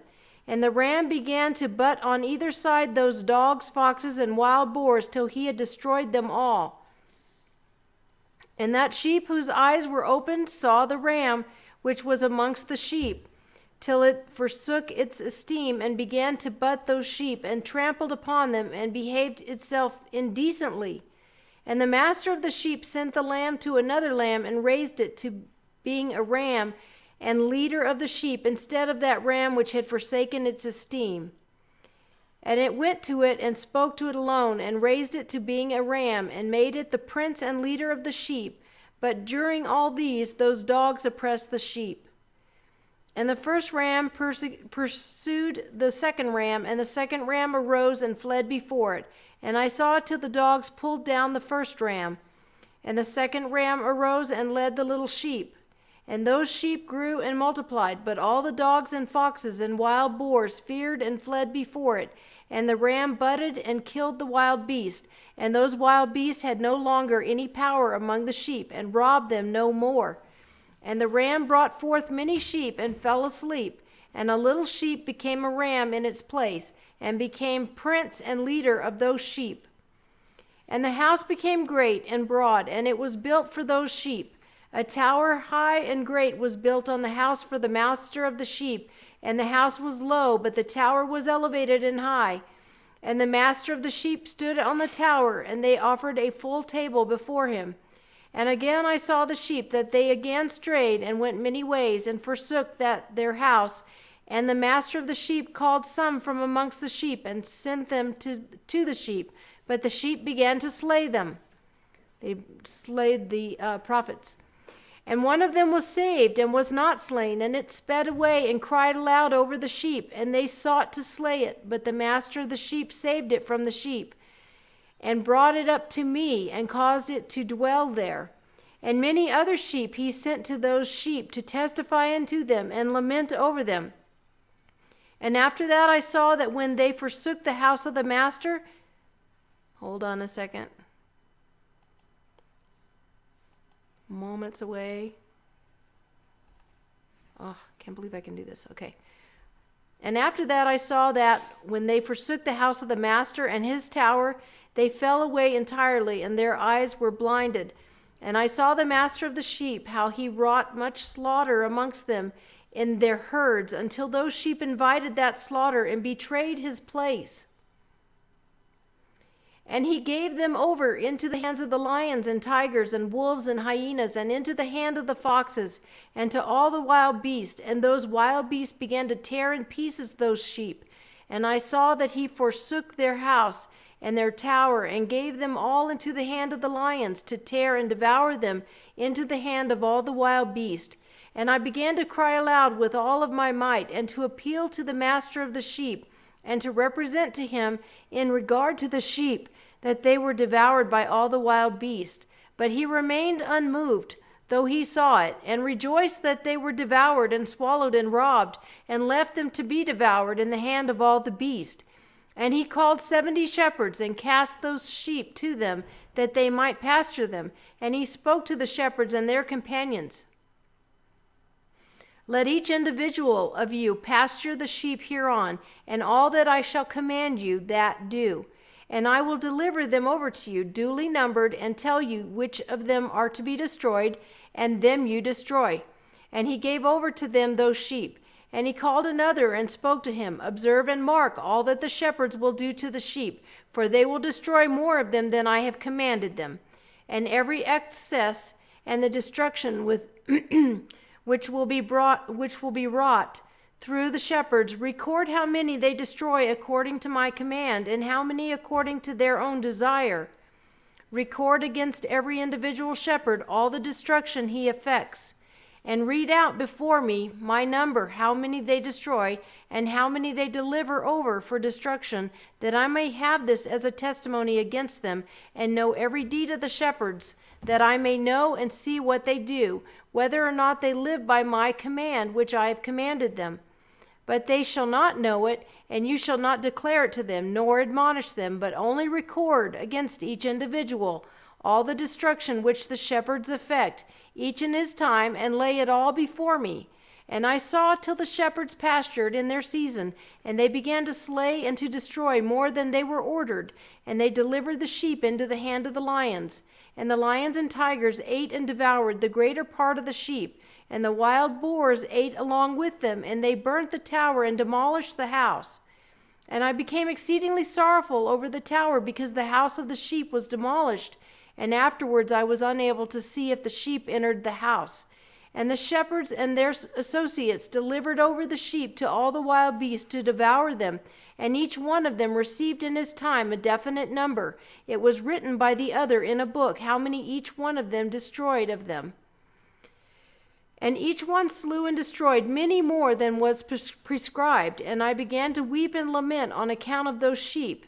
And thus in the vision I saw the one who wrote, how he wrote down every one that was destroyed by those shepherds day by day, and carried up and laid down, and even showed the whole book to the master of the sheep, all that they had done, and all that each one of them had made away with, and all that they had given over to destruction.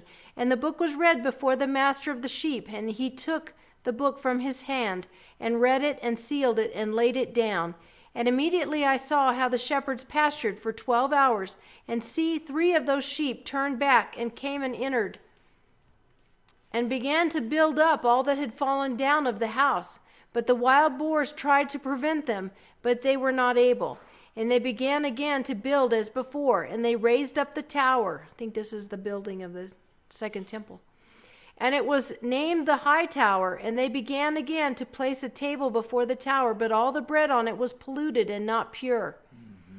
And as regarding all this, the eyes of the sheep were blinded, so that they did not see, and their shepherds likewise, and they delivered them in large numbers to their shepherds for destruction, and they trampled the sheep with their feet and devoured them. This is why they missed their first visitation, because they were blinded. And the master of the sheep remained unmoved till all the sheep were dispersed over the field and mingled with them, and they did not save them out of the hand of the beast. And the one who wrote the book carried it up and showed it and read it before the master of the sheep, and implored him on their account, and pleaded with him on their account, as he showed him all the doings of the shepherds, and gave testimony before him against all the shepherds. And he took the actual book and laid it down beside him and departed. Chapter 90. And I saw till that in this manner 35 shepherds undertook the pasturing, and by number they completed their periods, as did the first, and others received them into their hands to pasture them for their period, each shepherd in his own period. And after that I saw in my vision all the birds of the Shamayim coming, the eagles, the vultures, the hawks, the ravens. But the eagles led all the birds, and they began to devour those sheep, and to peck out their eyes, and to devour their flesh. And the sheep cried out because their flesh was being devoured by the birds. And as for me, I looked and lamented in my sheep over the shepherd who pastured the sheep. And I saw until the sheep were devoured by the dogs and eagles and hawks, and they left neither flesh nor skin nor sinew remaining on them, till only their bones stood there. And their bones too fell to the earth, and the sheep became few. And I saw until the 23 had undertaken the pasturing, and completed in their numbered periods 58 times. But see, lambs were born by those white sheep, and they began to open their eyes and to see, and to cry to the sheep. Therefore they cried to them, but they did not listen to what they said to them, but were exceedingly deaf, and their eyes were exceedingly blinded. And I saw in the vision how the ravens flew upon those lambs, and took one of those lambs, and dashed the sheep in pieces, and devoured them. And I saw till horns grew upon those lambs, and the ravens cast down their horns. And I saw till there sprouted a great horn on one of those sheep, and their eyes were opened. And it looked at them, and their eyes opened, and it cried to the sheep, and the rams saw it, and all ran to it. And notwithstanding all this, the eagles and vultures and ravens and hawks still kept tearing the sheep, and swooping down upon them, and devouring them. Still the sheep remained silent, but the rams lamented and cried out. And those ravens fought and battled with it, and sought to lay low its horn, but they had no power over it. And I saw till the shepherds and eagles and the vultures and kites came, and they cried to the ravens that they should break the horn of the ram. And they battled and fought with it, and it battled with them, and cried that its help might come. And I saw till the man who wrote down the names of the shepherds, and lifted up into the presence of the master of the sheep. And I saw till the master of the sheep came to them in wrath, and all who saw him fled, and they all fell before his face. And the eagles and vultures and ravens and hawks were gathered together, and there came with them all the sheep of the field, even all came together, and helped each other to break the horn of the ram. And I saw the man who wrote the book according to the command of Yahuwah, till he opened the book concerning the destruction which those 12 last shepherds had wrought, and showed that they had destroyed much more than their predecessors before the master of the sheep. Let's just take note here. These shepherds. Now, these shepherds are going to be religious leaders. The sheep are obviously believers. This is going down through history, going down through all the way till our time. So this would be the Catholic Church. This would be the Pharisees. This would be all of those are represented by one of these different kinds of beasts, the fowls of the air. All of it is represented here. So if you're paying attention, if you're looking, and if you're getting that discernment, you can see what's happening here. Because listen, you got to be careful of what you're learning. And if you're going to some church and they're teaching you a certain doctrine and where that's coming from, because there are shepherds that are destroying the sheep. Okay? And I saw till the master of the sheep came to them, and took in his hand the staff of his wrath, and smote the earth, and the earth broke apart, and all the beasts and all the birds of the Shamayim fell among the sheep, and were swallowed up in the earth, and it covered them. And I saw till a great sword was given to the sheep, and the sheep proceeded against all the beasts of the field to slay them, and all the beasts and the birds of the Shamayim, or the heavens, fled before their face. And I saw till a throne was erected in the pleasant land, and the master of the sheep sat himself upon it. And the other took the sealed books and opened these books before the master of the sheep. Anybody in chat want to guess who this is being prophesied about right here in Enoch? This, of course, is Yeshua, the great shepherd. And the master called those men, the 7 first white ones, and commanded that they should bring before him, beginning with the first star which led the way, all the stars whose members were like those of horses, and they brought them all before him. And he said to the man who wrote before him, being one of those 7 white ones, and said to him, take those 70 shepherds to whom I delivered the sheep, and who, taking them on their own authority, slew more than I commanded them. And see, they were all bound. I saw, and they all stood before him. And the judgment was held first over the stars, and they were judged and found guilty. And these are the angels. The angels are going to be judged first. Sorry. It's okay. The angels are going to be judged first. And went to the place of condemnation, and they were cast into an abyss full of fire and flaming, and full of pillars of fire. And then it comes to the church. And those 70 shepherds were judged and found guilty, and they were cast into the fiery abyss. And I saw at that time how like an abyss was opened in the midst of the earth, full of fire, and they brought those blinded sheep, and they were all judged and found guilty, and cast into this fiery abyss, and they burned. Now this abyss was to the right of the house. And I saw the sheep burning, and their bones burning. So these are just people that were blindly following, That's but not right. studying. These are the same ones that after they've been shown the truth, continue to follow the delusion of their leaders right into the abyss. They go right into the abyss with those shepherds who led them astray. Yeah, there's a great amount of responsibility, especially what we have today. Absolutely.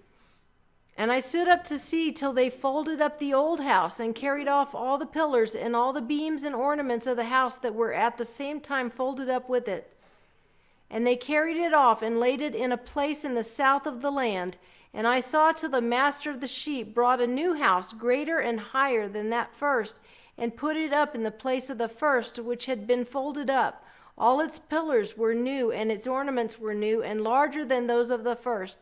The old one which he had taken away, and all the sheep were within it. And I saw all the sheep which had been left, and all the beasts on the earth, and all the birds of the Shamayim falling down and doing obeisance to those sheep, and making petition to and obeying them in every matter. And after this, those three who were clothed in white and had seized me by my hand, who had taken me up before, and the hand of the ram also seizing hold of me, they took up and put me down in the midst of the sheep before the judgment took place. And the sheep were all white, and their wool was abundant and clean, and all that had been destroyed and dispersed, and all the beasts of the field, and all the birds of the Shamayim assembled in the house. And the master of the sheep rejoiced with great joy, because they were all good and had returned to his house. And I saw till they laid down the sword which had been given to the sheep, and they brought it back into the house, and it was sealed before the presence of the master. And all the sheep were invited into the house, but it did not hold them. And the eyes of them all were opened, and they saw the good, and there was not one among them that did not see. And I saw that the house was large and broad and very full. And I saw that a white bull was born with large horns, and all the beasts of the field and all the birds of the Shamayim feared him, and made petition to him all the time. And I saw till all their generations were transformed, and they all became white bulls, and the first among them became a lamb. And that lamb became a great animal, and had great black horns on its head. And the master of the sheep rejoiced over it, and over all the oxen. And I slept in their midst, and I awoke and saw all matters. This is the vision which I saw while I slept. And I awoke, and I baraked Yahuwah of righteousness, and gave him esteem. Then I wept with a great weeping, and my tears did not cease till I could no longer endure. When I saw, they flowed on account of what I had seen, for all matters shall come and be fulfilled, and all the deeds of men in their order were shown to me. On that night I remembered the first vision, and because of it I wept and was troubled, because I had seen that vision. Awesome. So let's stop right there and absorb that, because that is a lot to absorb, folks.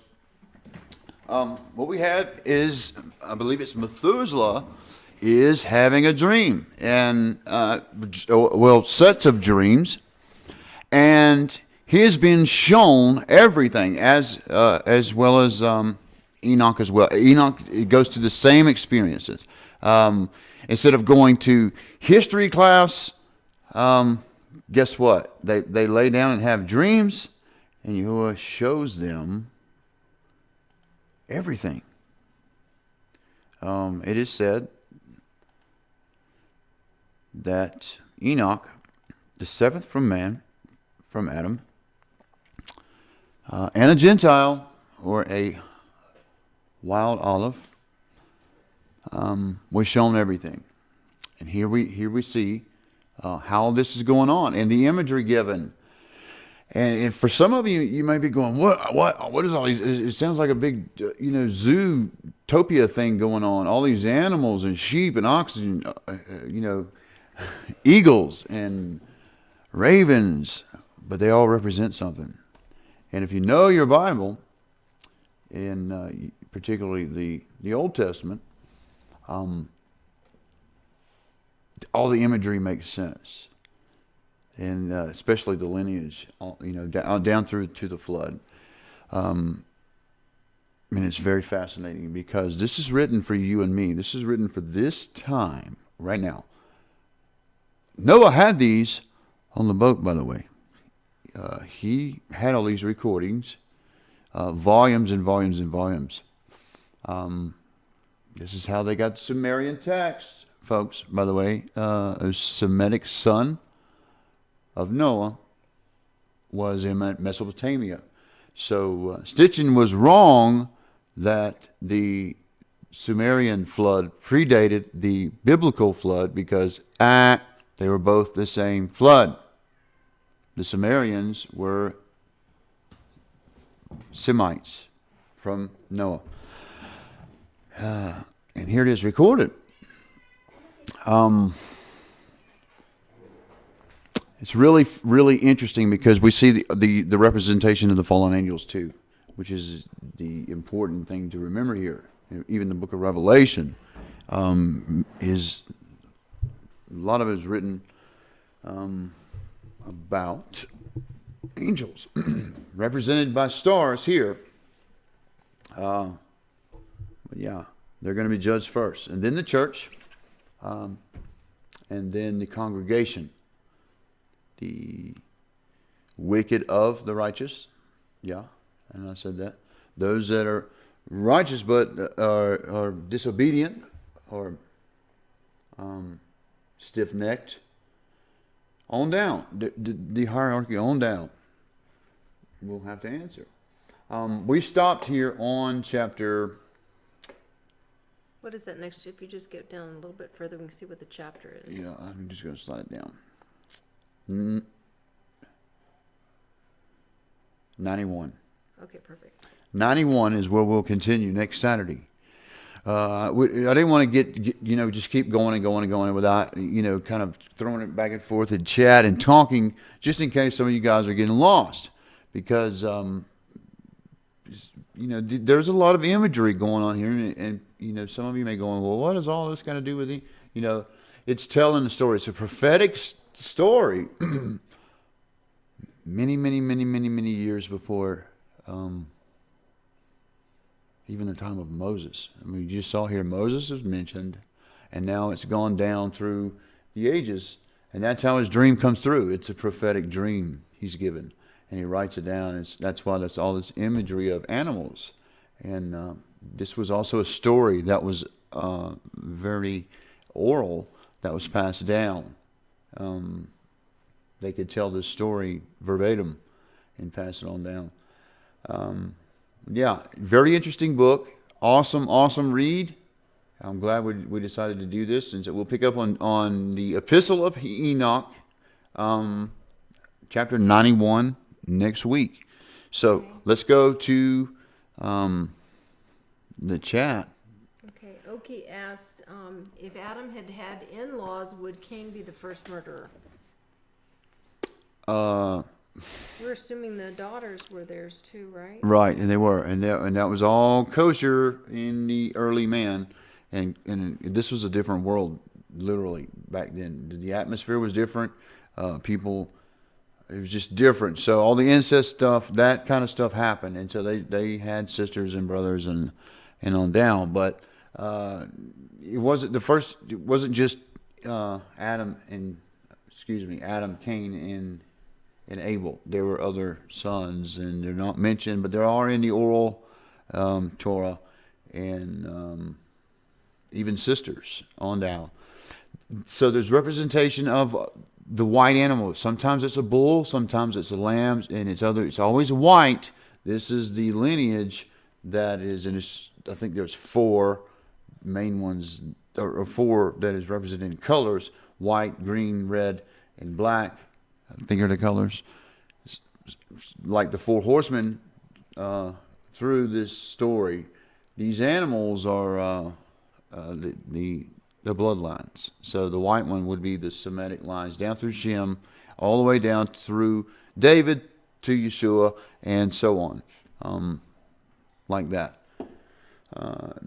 Like I said, the war going back and forth with fallen angels and Nephilim and perverting the blood.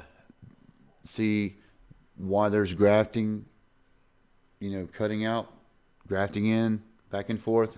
So all the way down is that, and I'm just can barely put it into words. When we get to heaven, all the questions answered, I guarantee you. But the thing to remember, it is a battle that is greater than us, going on long before us, and we're caught in the middle of it. Right here, it's recorded in Enoch. Greg Lindstrom says, who was Cain's daddy? Cain's daddy. Well, some interpret that when Eve was beguiled by Satan, by Lucifer, this meant that she had relations with him, and hence the serpent seed that came down. I don't know if I subscribe to that. I'm not saying that it's not possible. I'm just saying I interpret beguiled in the Hebrew differently than a sexual act. It is more like a, to me, in my interpretation of it, and I'm not just the only one, that it is that she was tricked, not that she was sexually assaulted. But that is a theory that the serpent seed, and a lot of people believe in that. I'm not saying there's not a serpent seed. There's definitely is. There's mention of it. There's evidence of it in the codes, with wickedness in people. It's evident, and Yeah, I think that fruit wasn't real fruit. It was a different kind of fruit. right. And that could be a case too. Like I said, all our questions like that, the stuff that's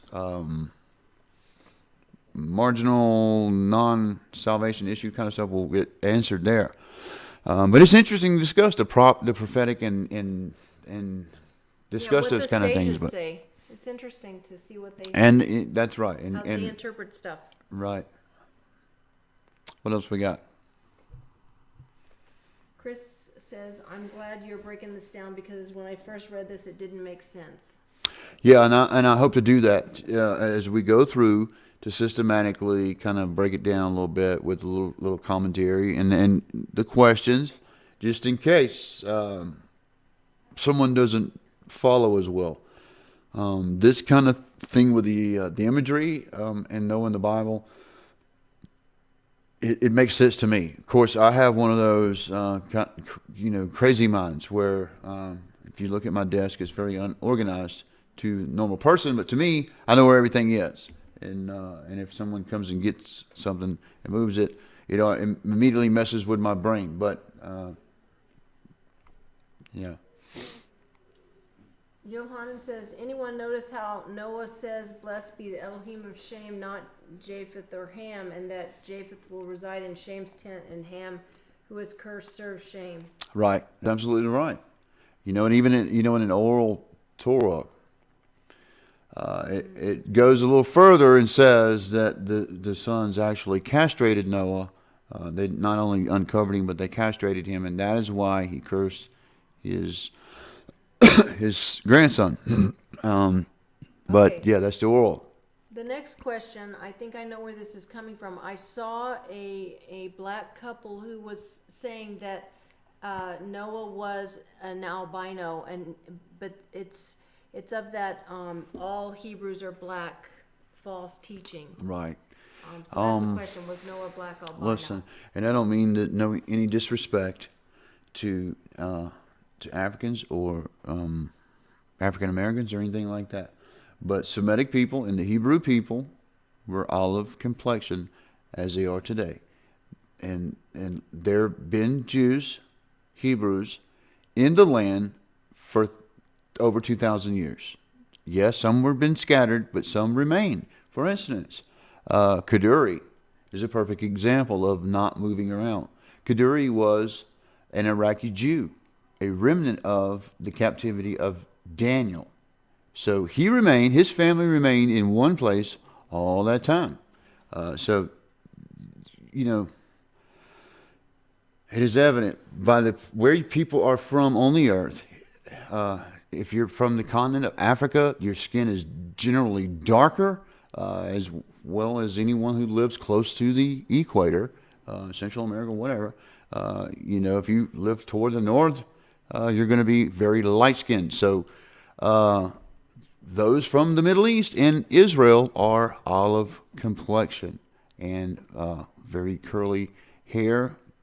The Greeks, they're all the Lebanese. They all look alike. You wouldn't know a Palestinian or a Lebanese from a Jew unless it was by the way they were dressed. They all look the same. Yahushua said we would know them by their fruit. Absolutely, good point. We will know them by their fruit is the important thing to remember. Genealogy was a big deal. Yes, you're right. It was and is a big deal. But here's the thing. And I think this grafting in imagery has to be considered here. Because without that, the Gentiles, the other nations, the 70 original nations, did not have a chance unless he grafted us in. So what does he do? He takes those 10 tribes that are, quote, lost, and he scatters them.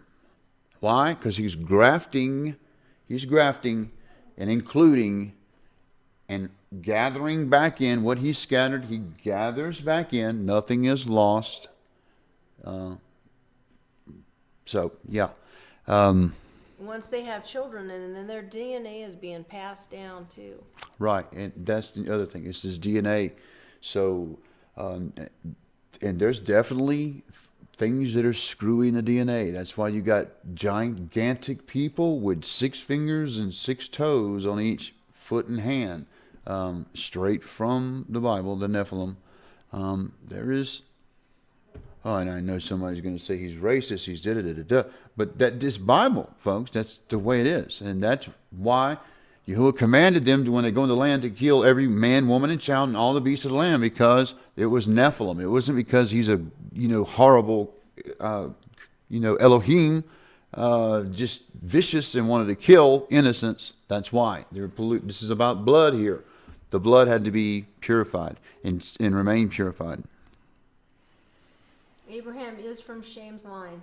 Yes. Yeah, Semitics. Shem was the Shemites, the Shemitic people, the Shemites. You hear anti-Semite? That's what it is. Yeah. And this would be the people in the Mesopotamia area. This would be people like Assyria, Iraq, Jordan, all of that area. It's so ironic. Most of these Palestinians don't even know it, but they're descendants of, they're actually part of the tribes.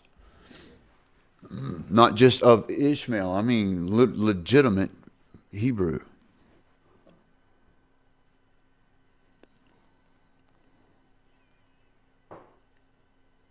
They're talking about Canaan versus Ham being cursed. Yeah.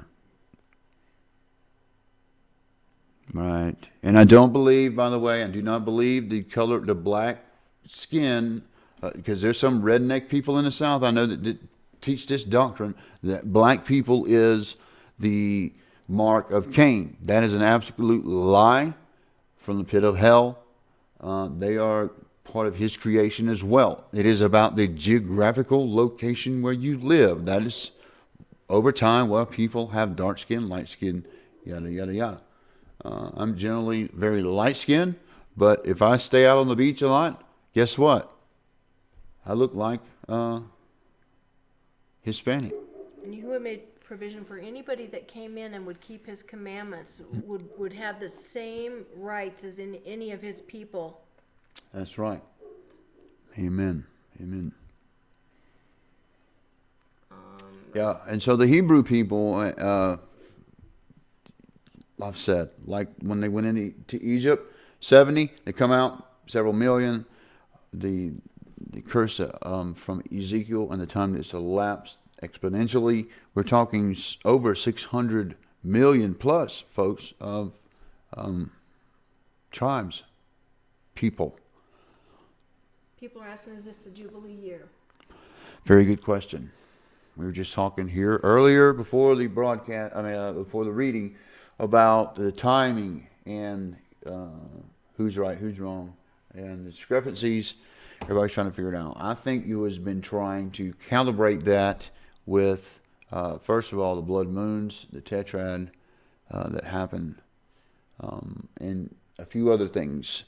And it's very slowly, but there's generally 3 at the moment opinions on timing.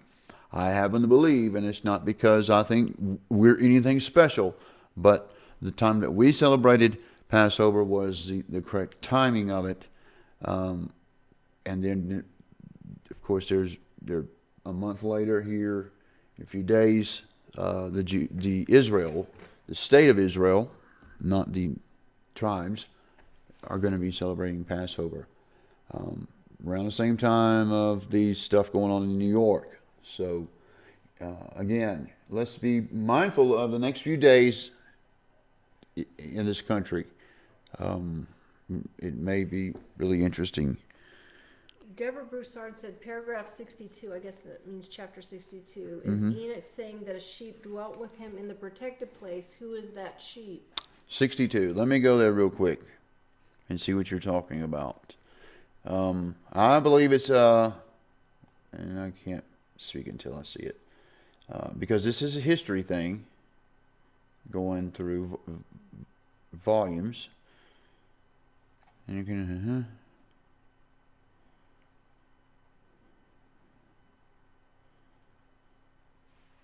woman in travail. I don't see anything about. Might be on the next. We're looking to see if we can locate that, Deborah. Mm-hmm. If we don't see it, if you don't have a copy, let me know and we'll get you a copy and you can review it, of course. I don't see what she's talking about there. We don't see it, but on Facebook, I'll make sure you have a copy. I think I got you one, but if I don't see it there, I'll send you another one. You can check and see what you think there. Hi. That's right. Look up. Look up. One of the people in text there says, "Look up, your redemption draws near."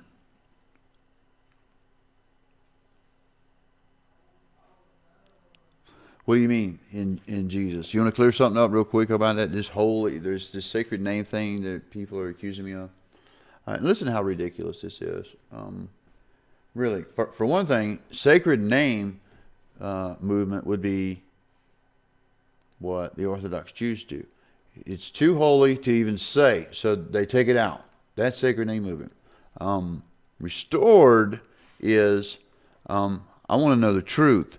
And if I come to a truth, even though I was saved under the name Jesus, and I'm seeing people healed under the name Jesus. But if the people before me lied to me and I come to a truth, I have a decision to make as an individual. That's between me and the Father. Will I choose to remain in what was not true or grow in what I now know is true? Because it's an individual choice. And I chose to call him by his name. Those 4 letters, Yod He Vav He, the Tetragrammaton, is pronounceable. There's nothing mystical about it. There's nothing unpronounceable about it. You go ask any secular Jew in Israel how to pronounce those letters, and they will tell you Yahuwah. Jehovah is another way with the Vav in it, which is a Yiddish sound. The correct way is Yahuwah. Jehovah would be the other way. Yeshua, Yahushua, Yahshua. All these names denote the Son, the right hand of the Father. It is used in different ways. The name in Hebrew has contextual meaning. It means something, as do all Hebrew names. Listen, and I know it's about, it's a translation. Well, the name Jesus didn't exist until 500 years ago, folks. That's a plain and simple answer to that. If you go back in time and you walked in a time of Yeshua, they would have not known what the name Jesus was. There was no Jesus. There wasn't even the J sound. And there wasn't, even at that time, English-speaking people. I think the closest thing to it was what? Gaelic? And what is the other very old English before the Old English? So they weren't even speaking Jesus at the time. Are you not saved? Yes, you are. But when you come to a place where you hear about the name, that is now a place for you and the Father to go. My job is done. I have brought the truth to you. I'm not going to beat you over the head with it and say, if you don't say this name, you won't make it into heaven. If you don't say it this way, you're not going to make. I'm not going to do that. I'm going to lead you by example. I'm going to present it to you and say, this is the truth. They hid it from you because there's power in it. And they gave you something else. Some of you may unsubscribe for that. That's okay. I still love you. The Father still loves you. But I'm not going to sugarcoat it. He said, call upon my name. How are you going to do that if you don't know his name? If a Chinese person came to America, you would call him by his Chinese name. You wouldn't call him an American translation of that. You'd call him by his name. Is Nibiru really real? Yes, it is. Nibiru, Planet X, Planet 9, Planet 7X, Wormwood, all the same thing. The Wormwood event, it's all the same. Whether it's a planetary body, it's a big rock, or whatever, it's all going to be the same thing. And it is out there. It is out there. Even if calculations are wrong, about Gil Broussard, give the guy 3% marginal area. Guy deserves, a little break on that. It's a lot of pressure to bring this kind of information to you guys and be right all the time. It's not that we want to be wrong. Trust me. The next few days, I've told you, strong, high probability something will happen. I don't want that to happen, but if it does, what if I didn't bring that to you? What if Gil said, you know what, this is really interesting information, but maybe I shouldn't say anything. And then something happens. What if Jehovah was using him as the vessel, as the watchman to bring this to you, and he didn't say anything? So, I believe it's real. I think it has a lot to do with Revelation 8, and it's somewhere out there. There's too much other extra biblical evidence to indicate otherwise. Man, they're digging tunnels from East Coast to West Coast and everything in between for really an underground America for the elite. It's not really because they wanted to get away from the UVs. There's something coming. The Vatican has the most powerful telescope in the world for a reason. It's not because they want to know if there's life out there. Even they're going to tell you that. They're looking for what's going to destroy the world. All right, Kevin Klaus says, I know you're very busy. I sent you a question about Bible codes. It's off topic from tonight's discussion. If you can check your email, I would truly appreciate it. All right, and ask me right here, Kevin, what is your question about Bible codes? Because it may have gotten buried, brother, and I'm sorry about that. Really am. I wish I could do the work of 4 guys, but I can't. While we're waiting for that, Chris says, you said Gil was in the codes as being valid. Yes. As being someone who reveals the information about Nibiru is directly connected to Nibiru, obviously, just like Bob Barker would be connected to Price is Right in the codes. It's his life. He's going to be connected to it, and if Yahuwah has chosen him to do the incredible amount of research, who am I to say? I was just schmo. He chose to do this. The most unlikely person, the most unorthodox Jew you'll ever come across to do this, but it's for his glory, just like he chose David to slew the giant, the smallest of them all, so he could be glorified. He does big things in little people. Not saying that Gil's a little person, but he's just another Shemo like me that Yahuwah chose. So he's no respecter of persons, and I think his science is there. I don't subscribe to all of his doctrine. Let's be very clear, and I don't do that with even Perry Stone or anybody. 100%. There's always something where there's a difference of opinion. So no, I don't agree that we all have to be there this Passover. And I interpret things differently. It says that the 4 corners are going to be gathered. So there are apparently going to be people all over the earth that are going to be gathered. CJL says, what is your Facebook page? Mine, you can find me under Code Searcher. You can find me under jonathan.matthew.wright1, I think. And look for me sitting at this computer with this microphone looking at a computer screen. It will be my picture. We also have a Facebook group and a Facebook page. Code Searcher, you can find us. Sacred Appleseed says it is snowing in mid-April in Colorado. Yeah, it's crazy. Yeah, 70 degrees one day, 30 degrees the next, few moments later. It is crazy. There's beautiful, beautiful scenery out here. James says all you have to do is put water on fire. You're doing what you're supposed to do, brother. It says you were blessed being able to witness for Yahuwah. Absolutely. And it's not easy. And I can tell you. Chris said, can I do a study on the greater Exodus? That is one of the things on my heart, is to get around to the second Exodus. So yeah, I'll be working on that. Yeah. So thank you for putting that on the burner there. That'll be something coming up, the greater Exodus. There is mention of another Exodus in the last days. And this is those that are going to be gathered up. And it is a very high possibility you're one of those. You're one of those tribe people, tribe members. You can definitely witness for Yahuwah on Facebook or wherever you are, wherever your circle of influence is. I do it daily on Facebook. Right.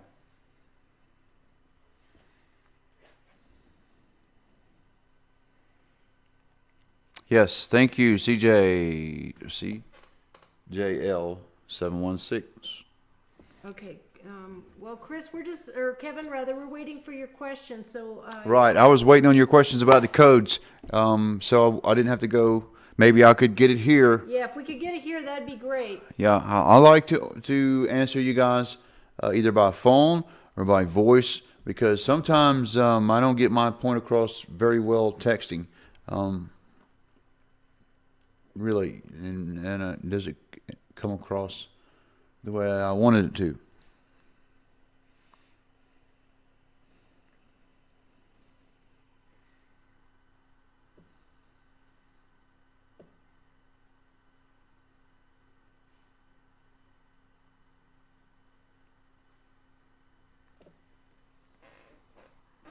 You can, if you're interested in learning how to say Yahuwah's name or what's the right pronunciation, I recommend highly Messenger of the Name. He does a great amount of research. I was just watching one of his videos today, and he just does an amazing amount of research, and he'll do a pretty good job of convincing you how to say Yahuwah's name.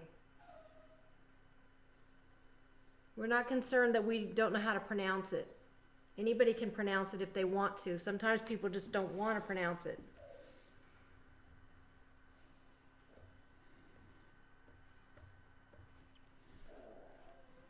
Kevin ever get his codes question? We didn't get back to Kevin yet. Oh. Welcome to CJL. He says it's his first time here tonight. Welcome. Anything about tasseled garments in the codes? You mean the Tzitzit? Tzitzit, yes. Well, I mean, it's not just in the codes. It's also in the plain text. It's one of the commandments. And yes, I have Tzitzits. We hear from Kevin now. I've been trying to pass my question, but how do you see the Bible codes? It's not to predict the future, but to confirm Scripture. Absolutely. This is how I see it. And this is actually confirmed in an Exodus term, which is the Bible code is a modern day ephod, which during the time of the temple and of the high priest, there was a breastplate that was worn and had stones on it. 12 stones. If you look at the covering cherubim of Ezekiel, where he has 9, when he's cast out, and this is through transdimensional things, the high priest got that breastplate and 3 more stones given to him. He was able to communicate with the Creator of the universe in the Holy of Holies with the holy fire that would reflect off these stones, and could ask questions. Some say, well, that's divination. No, not when you're talking about the Creator of the universe, Yahuwah. This is His way. Now, if you're cutting off chickens' heads and sprinkling blood on the ground and rolling marbles. Yeah, that's divination. They do that down in Jamaica and stuff, but ephod is different. Also, what he has encoded is a very elaborate, very super sophisticated ephod, folks, where he reveals, he lights up the letters. Even those who come to be a fraud can't manipulate him with his codes. You're going to get a bunch of gobbledygook. It's not going to make sense. And come May, a lot of people are going to find out who the false prophets are with the teraphim. Laban had an ephod, and Laban was a heathen. Just because Laban had an ephod didn't make him a priest. It made him a heathen with an ephod. Didn't mean he knew how to use it, or that it was anointed, or anything came through it. So what do we have today? Sealed books. And we know in Daniel where actually the access term Bible code is encoded, the seal of the book until the end of time, until knowledge is increased, man runs to and fro. It's to hide things from these angels.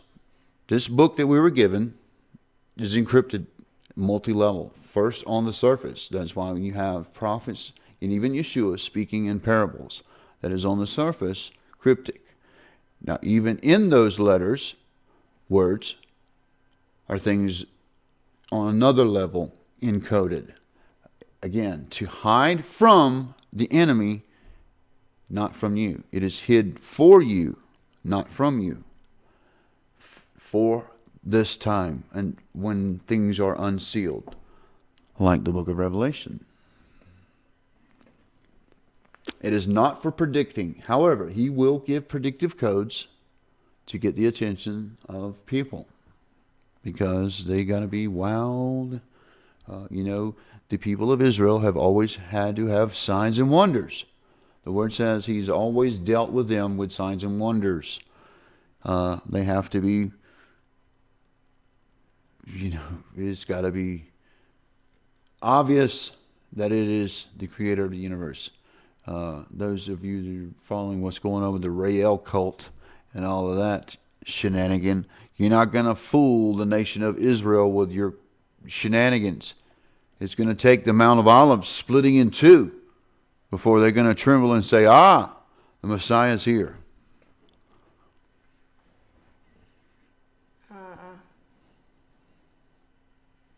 Chris, that would be nice. Chris, I don't know if he's going to do that. He said that before, but I'm going to call him out and hold him to it this time, because he's got, 32 parts. He's like, this table keeps giving and giving. He's up to 32 parts. So when May comes and goes, and you see his timeline is a bunch of gobbledygook, and it's all in 32 parts. So it took him 32 parts to come up with nothing.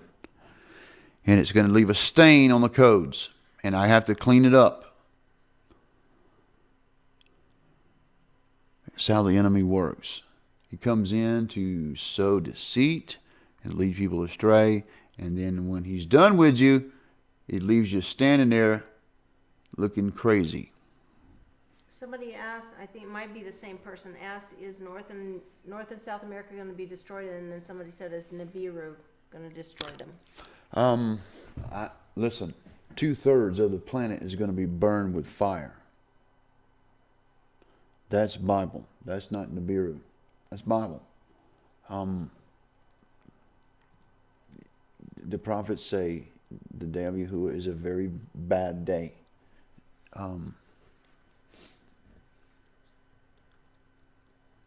Yeah, I think North America is destroyed. I really do. I do believe that there are remnants that are spared, that are left. He is precise in what he does, surgically precise.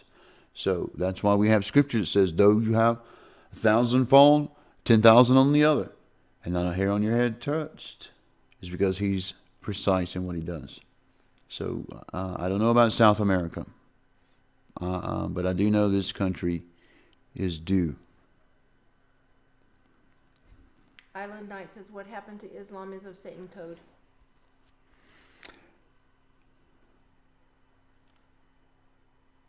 You are you saying I should bring it back up, Islam of Satan? It is an absolute Babylonian deception. It may be soon that it's considered hate speech to even talk about such things, but I think it's very evident by the fruit of that tree of what that bunch is about. It is a sword, by the way, that will be used. And it is already here among us, folks, from within. From within.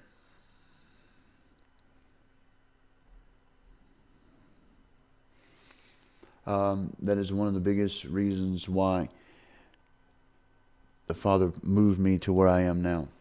He had this all planned out, even to the person I was to be with, and where this moment I was to be, because of what is coming. I don't know how long, by the way, I'm going to be online and doing this as a watchman. There may come a time, and I said this earlier, that I have to survive myself, that I have to protect my family that is with me in my immediate vicinity. Always praying for those that I don't have in my own protection. But you should be doing the same, preparing. Having those that you team up with, neighbors, relatives, whatever, and have a plan. Those of you that are in big cities, things are going to shake real soon. You can see it happening. Yohanan says, Exodus starts on a Passover and destruction judgment on a Day of Atonement, day and hour feast. We were just looking at that second month, 17th day. Mm-hmm. Now, the video I did about Moloch, talking about this second month, 17th day. That's not talking from where the Jews are recording the first month, which is Yom Teruah, or Rosh Hashanah, which is the 7th month. We're talking about Abib, which is Nisan, and we're now in the second month. So, yes, that would be from Genesis 7:11. April 24th this year is when, according to the Bible, when the destruction started. Will that be when judgment starts here? Well, the bulk of that particular access term there had the year 2016. So we'll see. All we can do is watch. But, you know, it's like watching a 3-minute timer, hourglass. You know, when you're sitting there watching it and you're seeing those granules go through, eventually, you know, there's just going to run out of time. It's just over. It's done. Carrie wanted to know, what are you doing to prepare? Darla and I mostly spend a lot of our time, first, you know, being servants and parents and being nurturing. But we do a lot of studying and trying to teach other people. Not scaring, and we're not trying to scare people, but we are currently, you know, rescuing people and helping them get to a place safer than when they are. So she'd done that before. You had already placed her in a place where we were going to cross paths and brought us together. So it is all His perfect will and His perfect I don't know how to put it, but it's like I've never had a choice in my life. He's always had the choice and made those choices for me, even though I know I chose. It was like he was walking through doors. They just opened.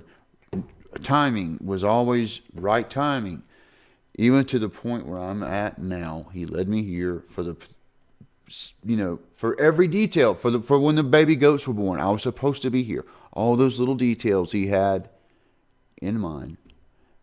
And same for your life. I'm no different than anyone else. He has those same kind of details in plan for your life as well. If you're called by him, sealed by him, guess what? He has a plan for you. And I don't know what that plan is on an individual level. I do know collectively we're all going to the same place. We all have the same destiny.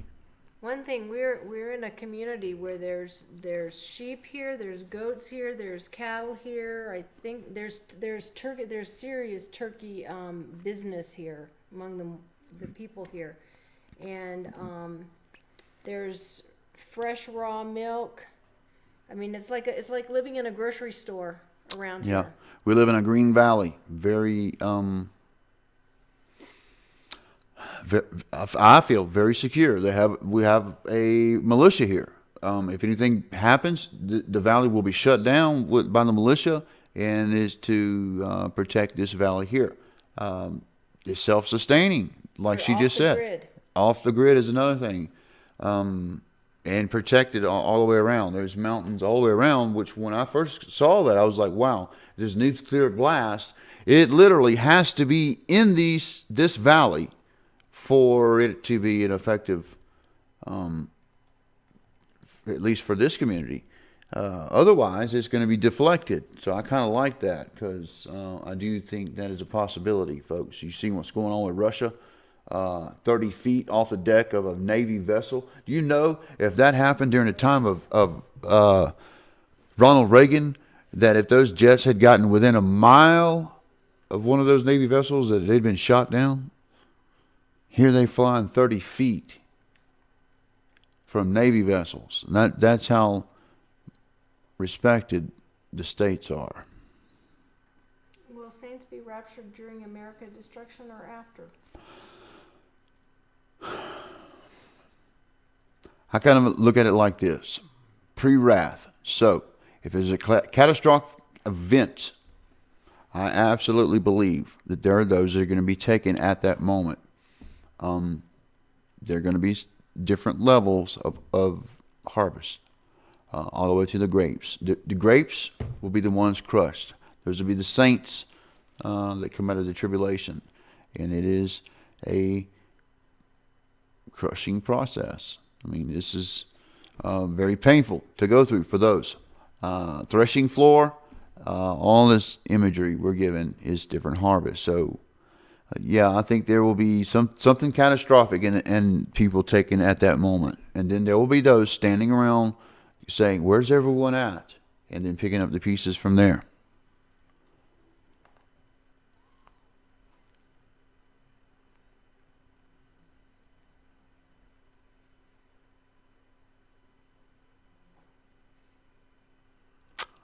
Just looking at chat here.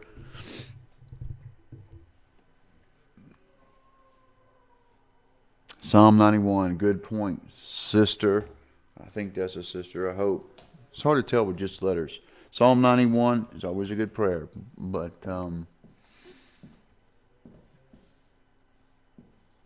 yeah. I'm reminded of Lamentations when it talks about there's a season for everything. So,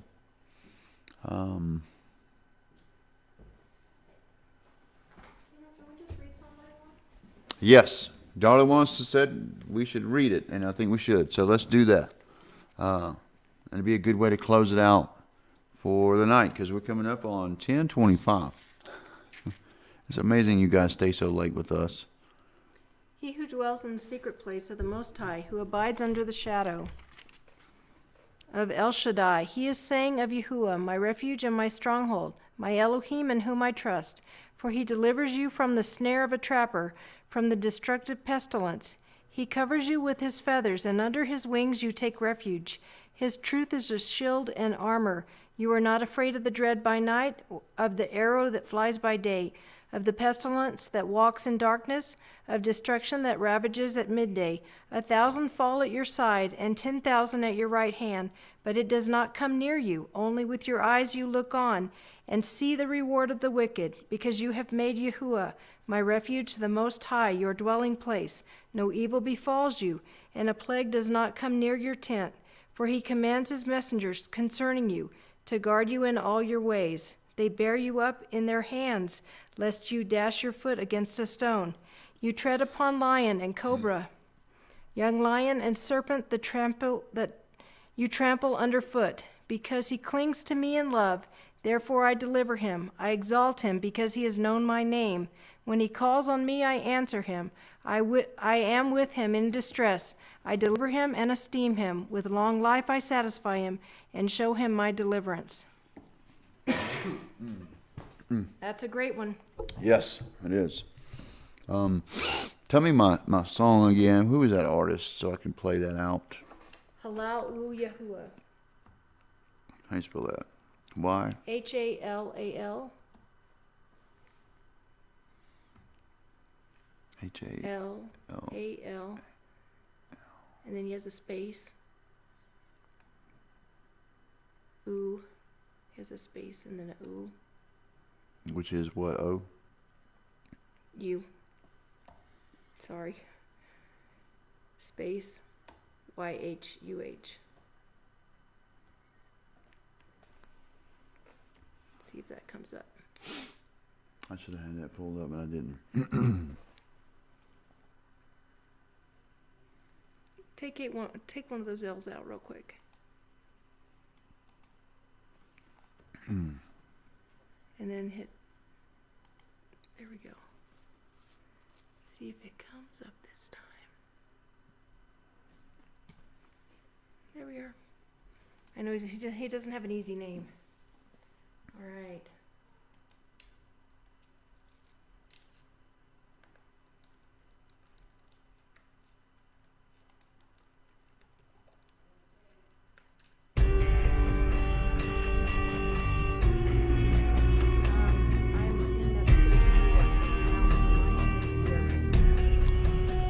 Boy, that's a hard one.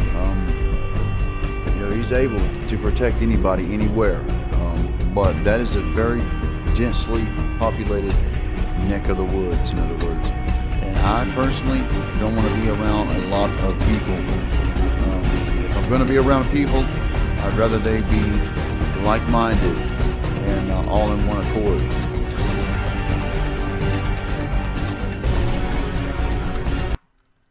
Probably should pause that since we're still getting questions.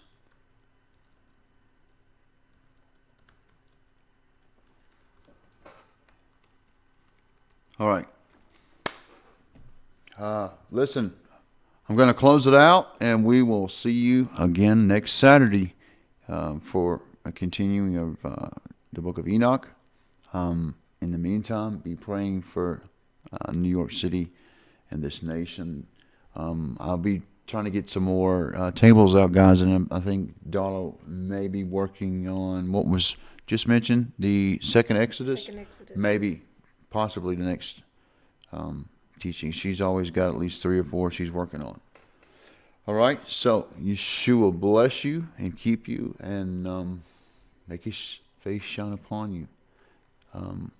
Guys, we love you and we appreciate you and your patience with us and your prayers and your support. And again, I ask you to pray for my kids. Keep them lifted up. Shalom.